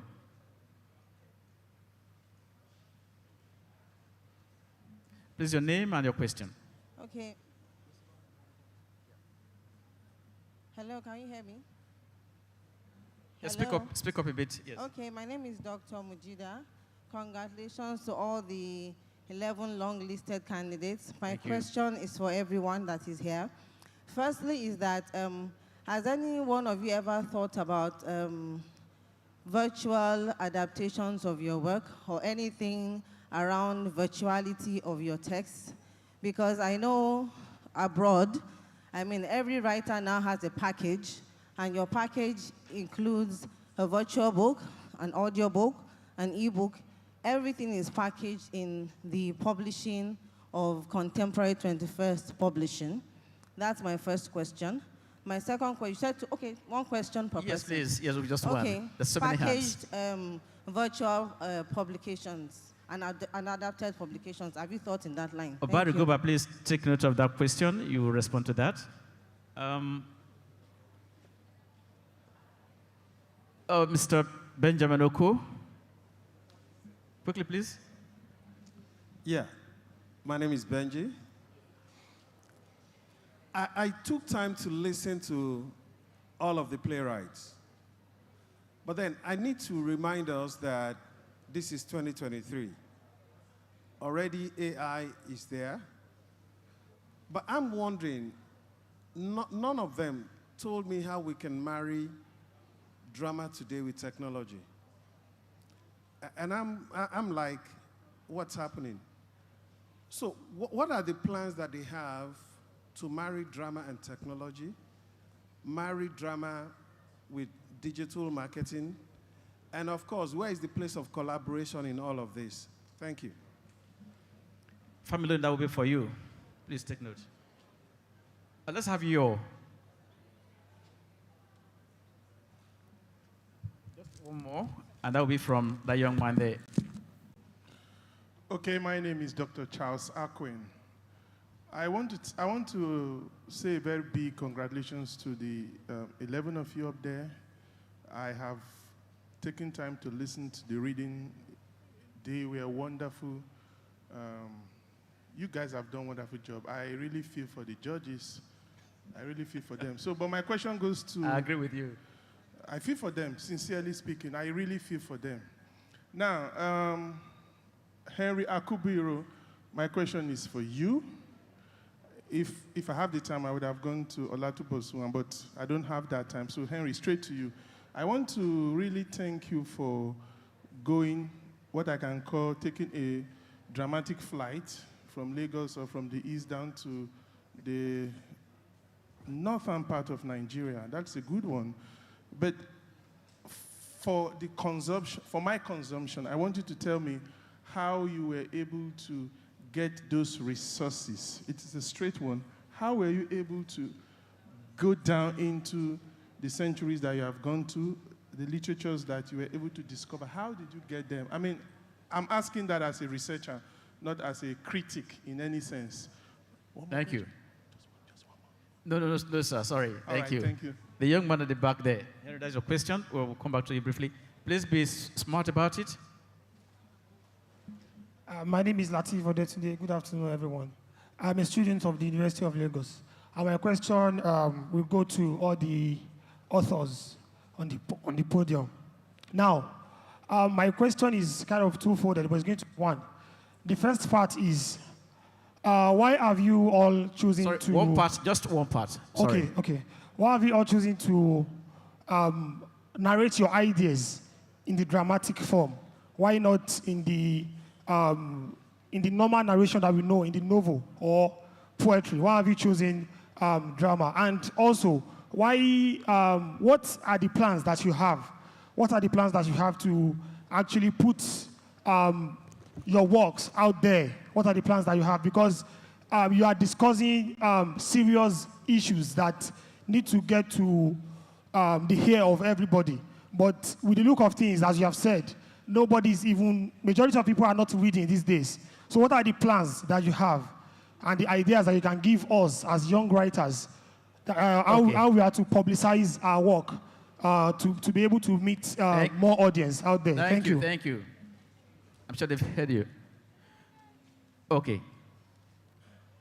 Professor Chris Anyoku, that will be a question for you from your students. So we have some of Pelumi who is online. He has a question for the writers. Please, let's hear you, please.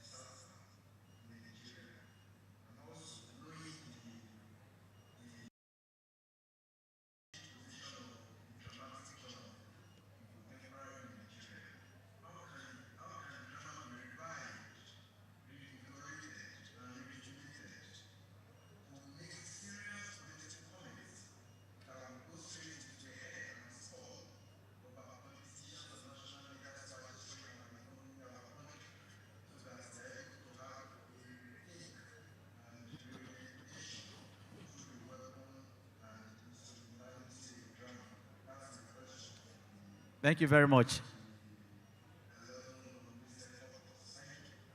Dr. Duga, you take that. So let's have from Barry the first question. Just a minute for each responses, please. We're running out of time. Where's our mic? Okay, you want me to start from the last question? Fine, go ahead. Yeah. I would say that if you want to use your drama to change politicians, you may actually fail woefully. They do not necessarily have the time to attend to you. They are running from one meeting to the other, and if you know politicians, the meetings start at 2 a.m. However, drama is used to conscientize the people. And if your people are conscientized, the politicians will get to know that they need to listen to what the people listen to that has made them who they are. So concern yourself with the people. That's fantastic. The digital aspect, I would say that we're really in a challenging period. There is AI coming in. I've tried ChatGPT. I've not tried to do anything creative, but I've tried to do some analysis. And that thing is so sharp. The only thing it does not have is the experience that we bring to the technology. So we need to do a lot more in trying to get our books out there. If I'm going to produce an audio book, I need the platform to sell this audio book. We need supporting industries that will digitize the books. I tell you, it's a headache to finish writing the book and then look for a publisher and then look for how to market the work. If I do that, then I'll stop writing. So we need secondary industries that will come in to try and support what the creative writers are doing. That's all I can say about that. Thank you very much. Yes, we need supporting industry. Oh, meanwhile, hold your fire a little bit. Let's go online again. Bode Shwande is online now. Hello, sir, can you hear us?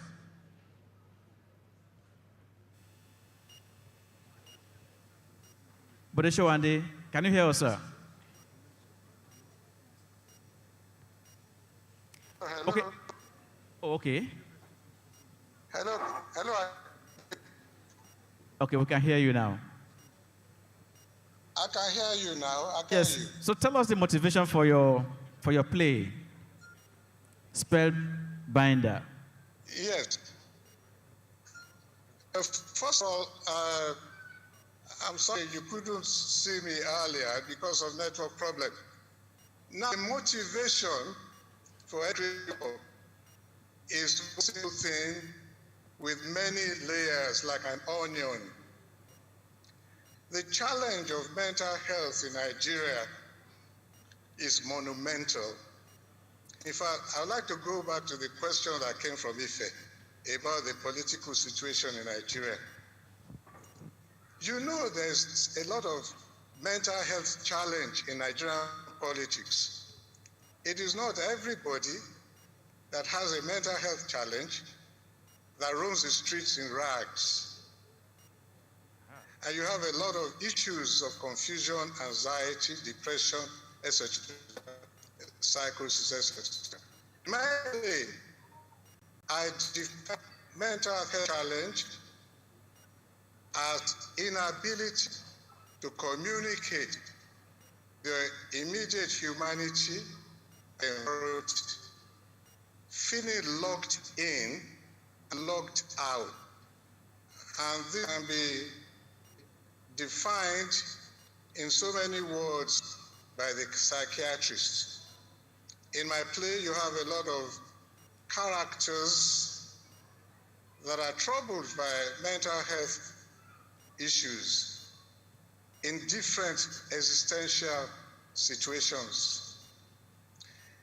Then therapy that comes will come through ability to break down barrier communication, as this affects the psyche of the individual.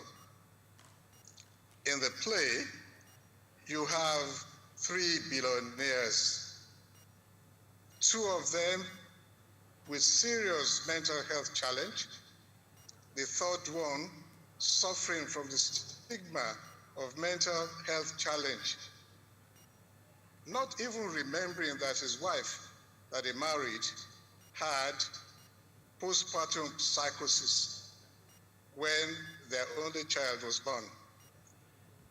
Now, how do you handle mental health challenge in a situation like Nigeria? This is the whole purpose of the play, the Spellbinder. Often it's very, very challenging to ask a writer what the work is all about. All I can say is that it's a work like an onion with many, many layers. And then you have the theater craft, you have the dialogue, you have the conflict, you have the resolution, etc., etc. Let me just make that contribution for now. Thank you. Thank you very much. Thank you very much. Ade Adeneji, are you online now? Can you hear me? Hello? Aha. Welcome. Yes. So tell us about the motivation for writing your book, Dance of the Sacred Feet.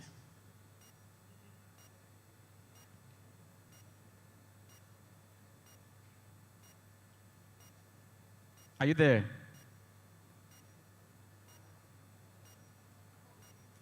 Ade Adeneji, are you still there? Well, it looks like he's having challenges with his system. So, Professor Barry Gomba, sorry. Let's have your response to the question that was asked earlier. Okay. Please, 1 minute, please.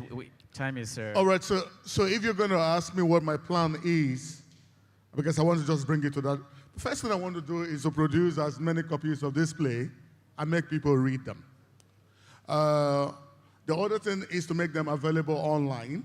and hope that those who cannot buy physical copies can buy them online, and I already have them on some online platforms where people can access them.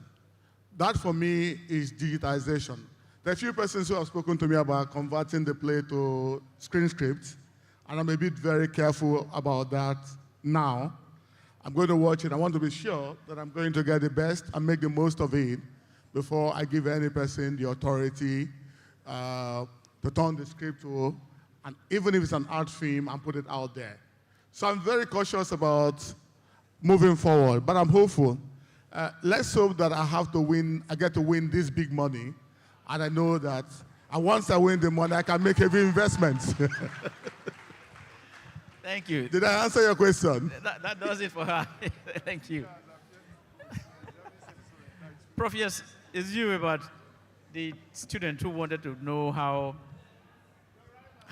they could be encouraged to write. Well, I didn't quite catch the drift of his question, but I thought he was saying something to the effect that, how should writers write in such a way that their work will get to the end user, to the extent that even young ones coming through will use them as model for their own work. Well, we have a lot of challenges here in Nigeria, but just as my other colleagues have spoken, it's important for us to have, a group of creatives, if you like. So apart from the writer, you talk about the marketer, you have, a kind of value chain, in the book business, so that the writer is not the one that has to do virtually everything. After putting pen to paper, you see your book published, you still have to hawk it from one place to another. But if we have people who are doing all of this and they are all empowered, you realize that ultimately what is written gets to the secondary school students, the undergraduate, the postgraduate students, those who are interested in reading, and ultimately they read your work, both online and offline, and of course use your work as model for them to write. So I guess that's what is important. And somebody was asking, why do you have to write a play instead of telling a story or writing a novel and so on and so forth? I did say that virtually every field under the sun is a form of storytelling. So maybe those of us who write, drama comes to us more naturally than other genres of literature. So, and besides, drama is the most conventionalized art form because it's a minuscule representation of human society on stage. All right, so, and you just see your image mirrored, on stage, and it is so immediate. The effect of theater is because of that sense of immediacy, so that indeed you do not need to just sit sequestered all alone like a solitary reader reading, but you are, in a community of other watchers, other theater goers, and you are all together co-creators of meaning in life. I think I should stop there. Thank you very much, yes. So yes, the place of technology in these works that people have produced. Yeah, I think the question was actually marrying drama and technology. Now, I have to say that's a very important question because when you think about it, literature has to move in time with technological advancement. We've seen that happen, and I think it has become even more easier for genres like poetry and prose as well. But drama has been having a bit of challenges because we know that, from the history of drama that dates all the way back to the 5th century and the Greek theater and all of that, drama is primarily on stage. If you take it away from that medium of stage, it becomes something else. If you take it somewhere else, it probably becomes film or becomes a skit or whatever. So it's a very tricky thing, and it's very multifaceted when you're thinking about merging technology. Because when you start filming it, when it's not on stage, then there's no more drama. It's no more. The element of drama is in cinema and all of that, but we're talking about plays and theater. When you remove it from that medium of the stage, then it's no longer a play. Now, I think what has been done as far as marrying technology and drama in going with technological advancement, some of the things that have been done is that people, when they stage dramas, still traditionally on stage, they film it. They are filmings of it, and they put it on platforms like YouTube put it on other platforms on the internet, so you can go there and access them. So it's still there in the original form as something on stage, but then you've married it with technology where you can now go to these streaming platforms and get it. But I think the only thing they have just not done is commercialize it, where you can actually go to those platforms, for example, Netflix and other digital streaming platforms, and pay for them to see. I think that's something that should also be looked into. Now, why I said it's multifaceted is that there's a negative aspect to it, which where we now come to where Prof had spoken about AI and ChatGPT. Right now, I'm sure by now everybody knows that there's a writer's strike in the US, and the core of it is because we're trying to replace writers with AI and all of that. Now, if that also begins to happen in something like drama, I think just like that, then playwrights will definitely be out of work. I think playwrights should also begin to strike at that point, as well. So that's the negative side of it. So what is the playwright going to be doing? The AI doesn't have a soul. We have soul. We have felt these things. So we are writing from our experiences. We are writing from what technology doesn't have any of all those experiences. Really. Thank you very much. Thank you. Lastly, Henry, yes.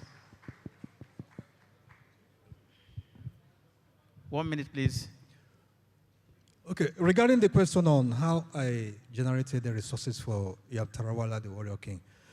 First of all, there was a book written by Dr. Bukar Usman, the president of Nigerian Folklore Society, who was former permanent secretary in the presidency.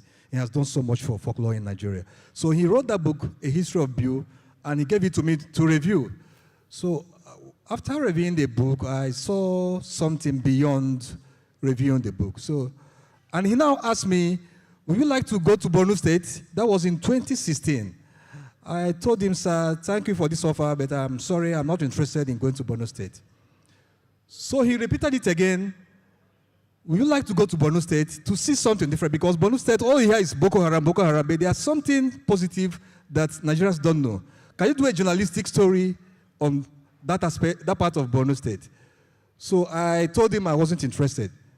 He now sent the Galadima of Biu to come and talk to me. So the Galadima came to me to convince me to go to Borno State to see different things from that part of Nigeria. So eventually I went. I spent 2 days, and I was fascinated by what I see, the people I met, the culture, the landscape was something different. Now, my interest for that drama grew. Then last year, when I was writing this play, I got another opportunity to travel to Borno State. And when I went there, I went to the palace of the emir, and I asked him questions concerning the artifact and the Yantarawa story. And I also met some cultural icons from that part of the world. They told me stories. So I married everything together. I also spent some time with the people to see how do they talk, what kind of food do they eat, what passion. So I aggregated everything together to write this play. And I'm happy the people from that part of Nigeria are excited that an Igbo man could come all the way from the east to write their story. Thank you very much. An Igbo.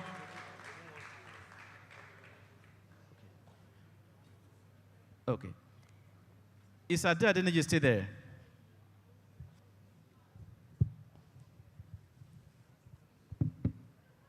Adeniji, are you there? Okay. What about Ojomu? Abidin Ojomu, are you there? Yes, I'm here.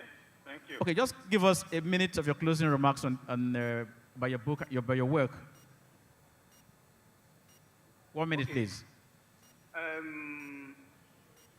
The closing remark I'd like to give you about the Juelegba Crossroads is that one of the most important things that is explored is the need for we Africans to come together. And I'm sure you all are aware that Africans, we don't like ourselves. That's one of the motivations. That's part of the motivation for racism. All of this wars going on. And Ojuelegba is trying to project a paradigm whereby Africans can get to appreciate the fact that we need to unite. It's only when we unite that we can take advantage of the resources. One of the most important resources in the world is in Africa. How come we that own the resources to the world are actually at the mercy of the world? And that is actually due to the fact that we have outsourced the need for us to take decisions to ourselves to other countries. and they've been able to take advantage of that and actually turn us against one another. And if Oju Elegba preaches that if we can take time to understand ourselves, to love ourselves, to unite, we will be able to take advantage of all of the resources we have, and we can take Africa to a greater place. And looking at it from the aspect of Nigeria, the civil war happened a long time ago. The civil war happened a long time ago. The reason for the civil war is still with us. We are still unable to reconcile that differences and still hold together as a single nation. Every single time there's conversation about the need for us to go our separate ways, for us to be an independent countries, but there is more we can actually enjoy when we work together than when we separate and stand as individual nations. Thank you very much. Of the world, okay, sorry. I was just going to summarize that countries of the world were able to come together and unite to divide Africa among themselves and form colony. We, Africa, should be able to unite and further the development of Africa so that we can give a greater Africa to our children and they can be proud of us. Thank you very much. Thank you. Thank you very much. So you've heard them, all the 11 writers, from When Big Masquerades Dance Naked. And of course, there are like 2 works devoted to mental health issues here. You know, we listened to Pabode Shawande and yes, you know, Cheta over there. And of course, Familoni too. That means we should take this very seriously. Literature is not medicine, but it provides therapy like the professor mentioned earlier. So how do we deal with this? To Henry Akuviru's Yantawa Rama and the Warrior King, all the way in the Northeast, to the issue about coronavirus, to the Japa syndrome, and of course, you know, our political situation. You've heard them. Read them. This is how far we can go. Thank you so very much for listening.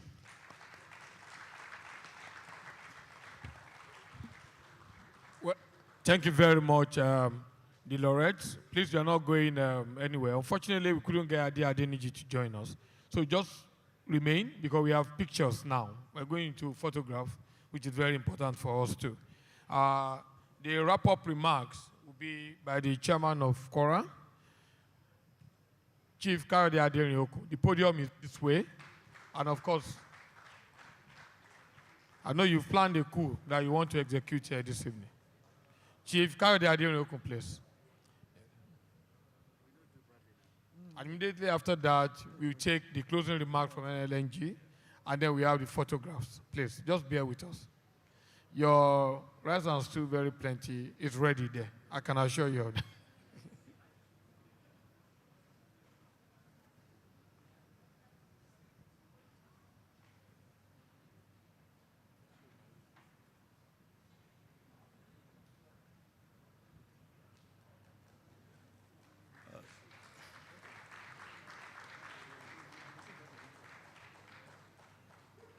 Good evening, distinguished ladies and gentlemen. I'm very honored and happy to be here. It's been a very, very productive and fulfilling day for all of us. I hope I'm right to say that the people who are here seated, I try to do the demography. And I see that from us very young people to some old people, where I do not belong, I see some people laughing. Rocco, I hope you are not laughing at me. First and foremost, I want to take this opportunity to congratulate the 11 amazing people on this long list. You know, one humorist put it very simple. He said, first and foremost, if you want to write a book, you have to find the book, then write it. I don't know in what order, but that is a very simplistic way to say it. But writing is a very rigorous engagement. And for you not to have accomplished that, you are now even on the long list of here over 100 entries. So I congratulate you.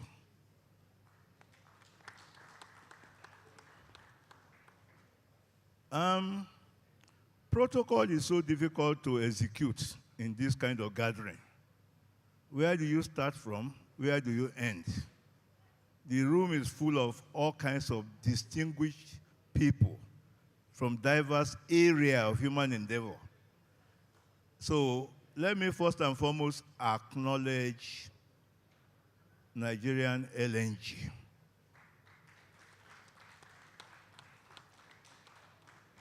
Because what they are doing is uncommon. If it was common, we would have found like 10 corporate bodies who are making very, very humongous profits in their areas of business and human endeavor. Yet it has always been Nigerian Nlng that has been supporting the creative arts consistently, year in, year out. And I asked the general manager seated by my side, I said, you seem to be doing so many things in so many areas, yet you don't let people know. Is there something about it that we should know? Because they seem to, I wanted to actually bring the program where they listed a few things some of the things that they've done. So I think we have to discuss this too after now, exactly what the strategy is. But they have done wonderfully well in the area of support for the creative arts. And yet, they hardly, maybe it's their style. You hardly even know because they don't say enough about it. They don't educate us about it. So we want to say thank you. And we'll continue to say thank you. I have been warned again that this is not an opportunity for me to give a keynote address. Because sometimes when you give me the microphone, I say, this is my chance. So they've warned me that when you get on stage, don't even attempt to give a keynote address, which you cannot do well anyway, you know. Distinguished ladies and gentlemen, I want to use this opportunity to bring, with all respect, on stage to come and support me, the extraordinary person, the dame of stage, of the theater, of the celluloid in Nigeria and all over the world. Even without me saying anything, you know I'm inviting the dame herself to come and join me.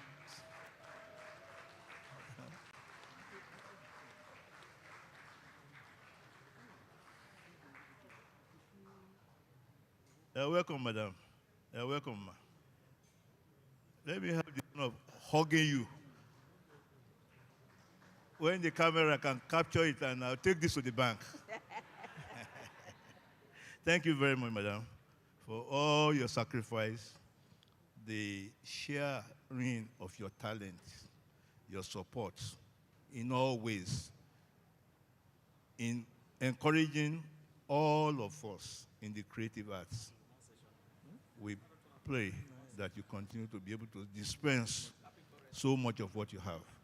I will hand over the microphone to distinguished Dame Taiwo Ajayi Lycett. Thank you very much. Congratulations to all our laureates. Thank you very much for the work you do. Thank you, Nlng, for making this occasion possible. It says, "This is my day," drama or theater. I hear you lamenting the paucity of performances. I'd like you, all of you, to interrogate why we're not having theater. It is not because corporate bodies don't want to support us. But I think I see one of the answers in what one of you said about when you're producing and people have to come from work. Is it quite possible that the reason we're not having support from corporate bodies is because our approach to entertainment is still amateurish? That's some thought you want to think about. And if your work is to be, what shall I say, taken to our people, I mean, you're writing in order, there are ideas, you're interrogating our condition in this country. And if you're to touch your ultimate readers, entertainment, theater is where you do that. That's where you're going to engage them. If you're to exercise them about the issues that bother you, about the development of our country, you have to reach our people, because not many of us read. And that's why it's important that we reach them through theater.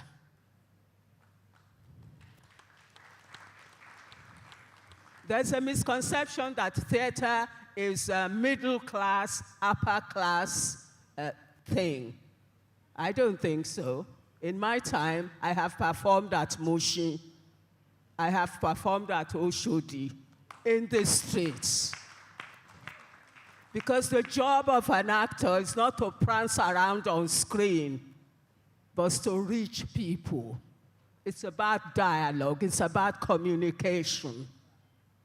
And you're quite right to worry about how your work reaches people. Because I know you think, when we think it's entertainment, I think our job is to change our world. Is it too much to ask? That's what you're writing about. I don't think it's arrogant for me to think I want to change the world. That's what I'm doing. I want to change my world.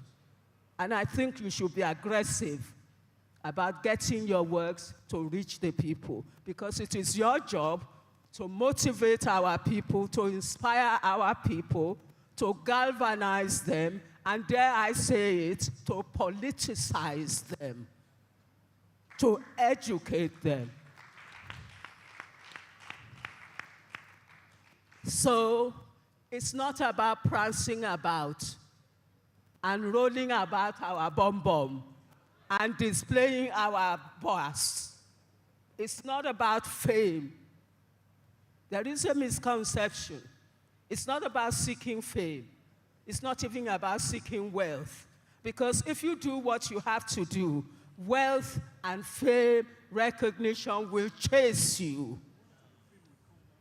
So I commend you, and I commend even more Nlng for embarking on this project for so many years. It's not because they said they're making profits. Of course you will make profit. The success will seek your company, just as success will seek you. So join me in this fight to let people know that we are in this business to change the paradigm, to change our world. Thank you. Thank you. Thank you. Thank you very much, Ma. What we want to do next, you're not going, Ma, is the photographs. So, Dawood will come and... So I would like to invite Mr. Andy Ode, GM External Relations of Nlng. And following are the acting communication, acting manager, corporate communication Nlng, Anne-Marie, head of media relations. You have to come and arrange us. Board members of Cora, Auntie Yabo, Mr. Femi Odugbemi. Board members of Cora, Rockway Winla. Please, you need to arrange us.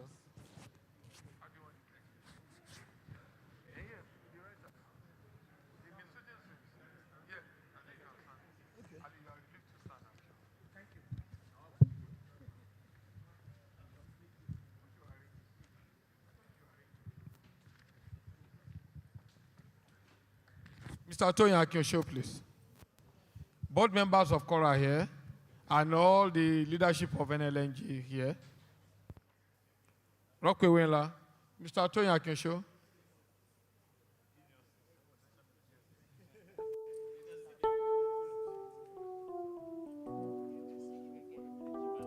Shalala Mutu, thank you. Yes, sir.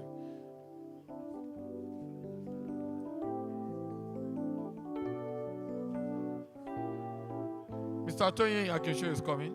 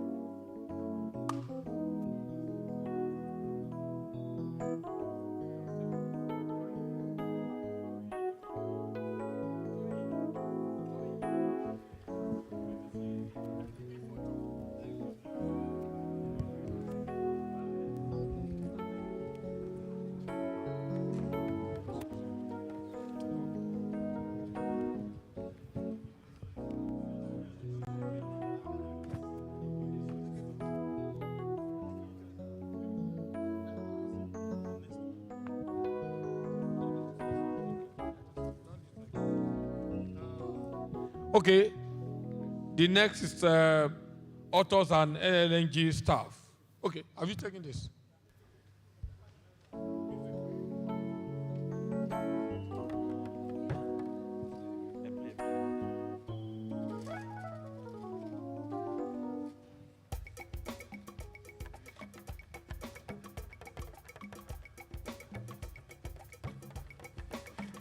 Authors and Nlng staff. So the board members can, thank you very much, Cora board members.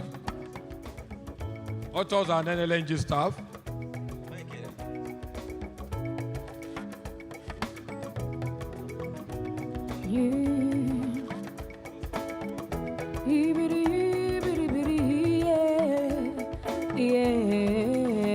Authors and Nlng staff. Kayo kajo, uyo meyo lebu so conmigo. Uyo meyo, uyo meyo lebu so conmigo. Authors and family and friends.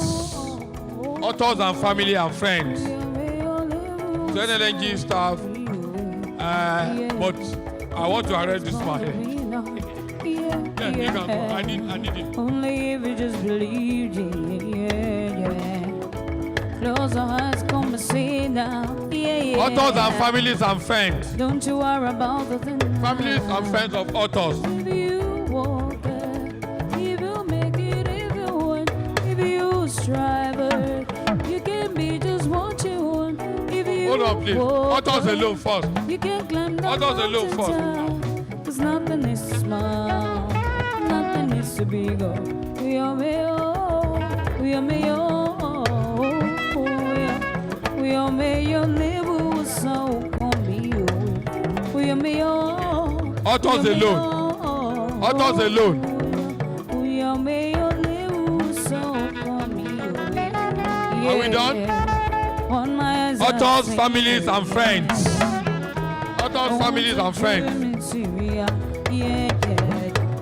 Authors, families, and friends. and they won't tap it just so you don't. Just keep on pushing on the wall. If it's that it be your day, my name to go down. If it's me your day, never to go down. Ori mi jowo, ori lana kami o. Ori mi maso, yo me o, yo me o.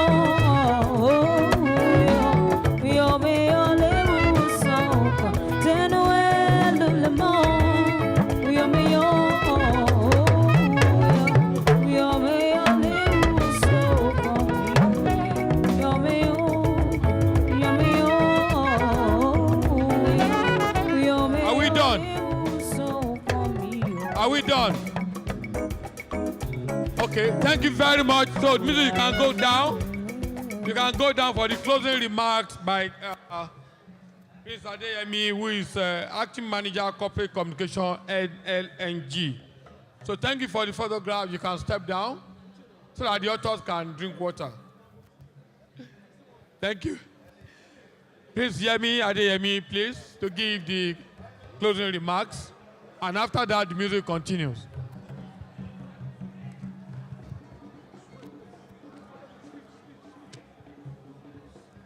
Distinguished ladies and gentlemen,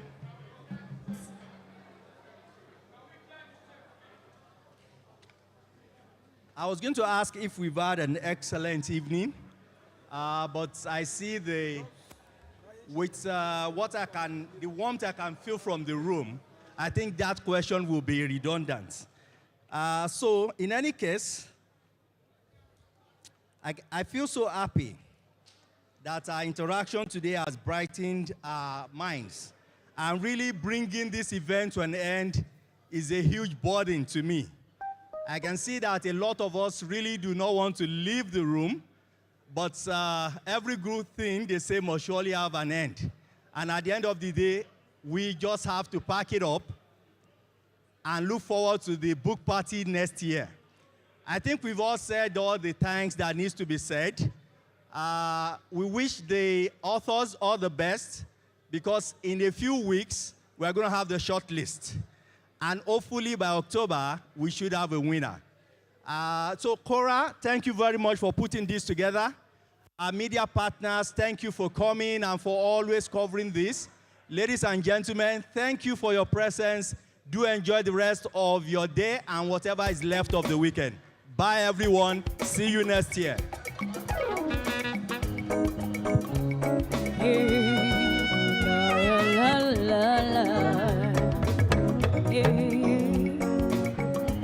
I'm in chains, you're in chains too. I wear uniforms and you wear uniforms too. I'm a prisoner, you're a prisoner too, Mr. Jailer. Yeah, I have fears and you have fears too. I will die, yeah, just have good night too. Life is beautiful, don't you think so too, Mr. Taylor?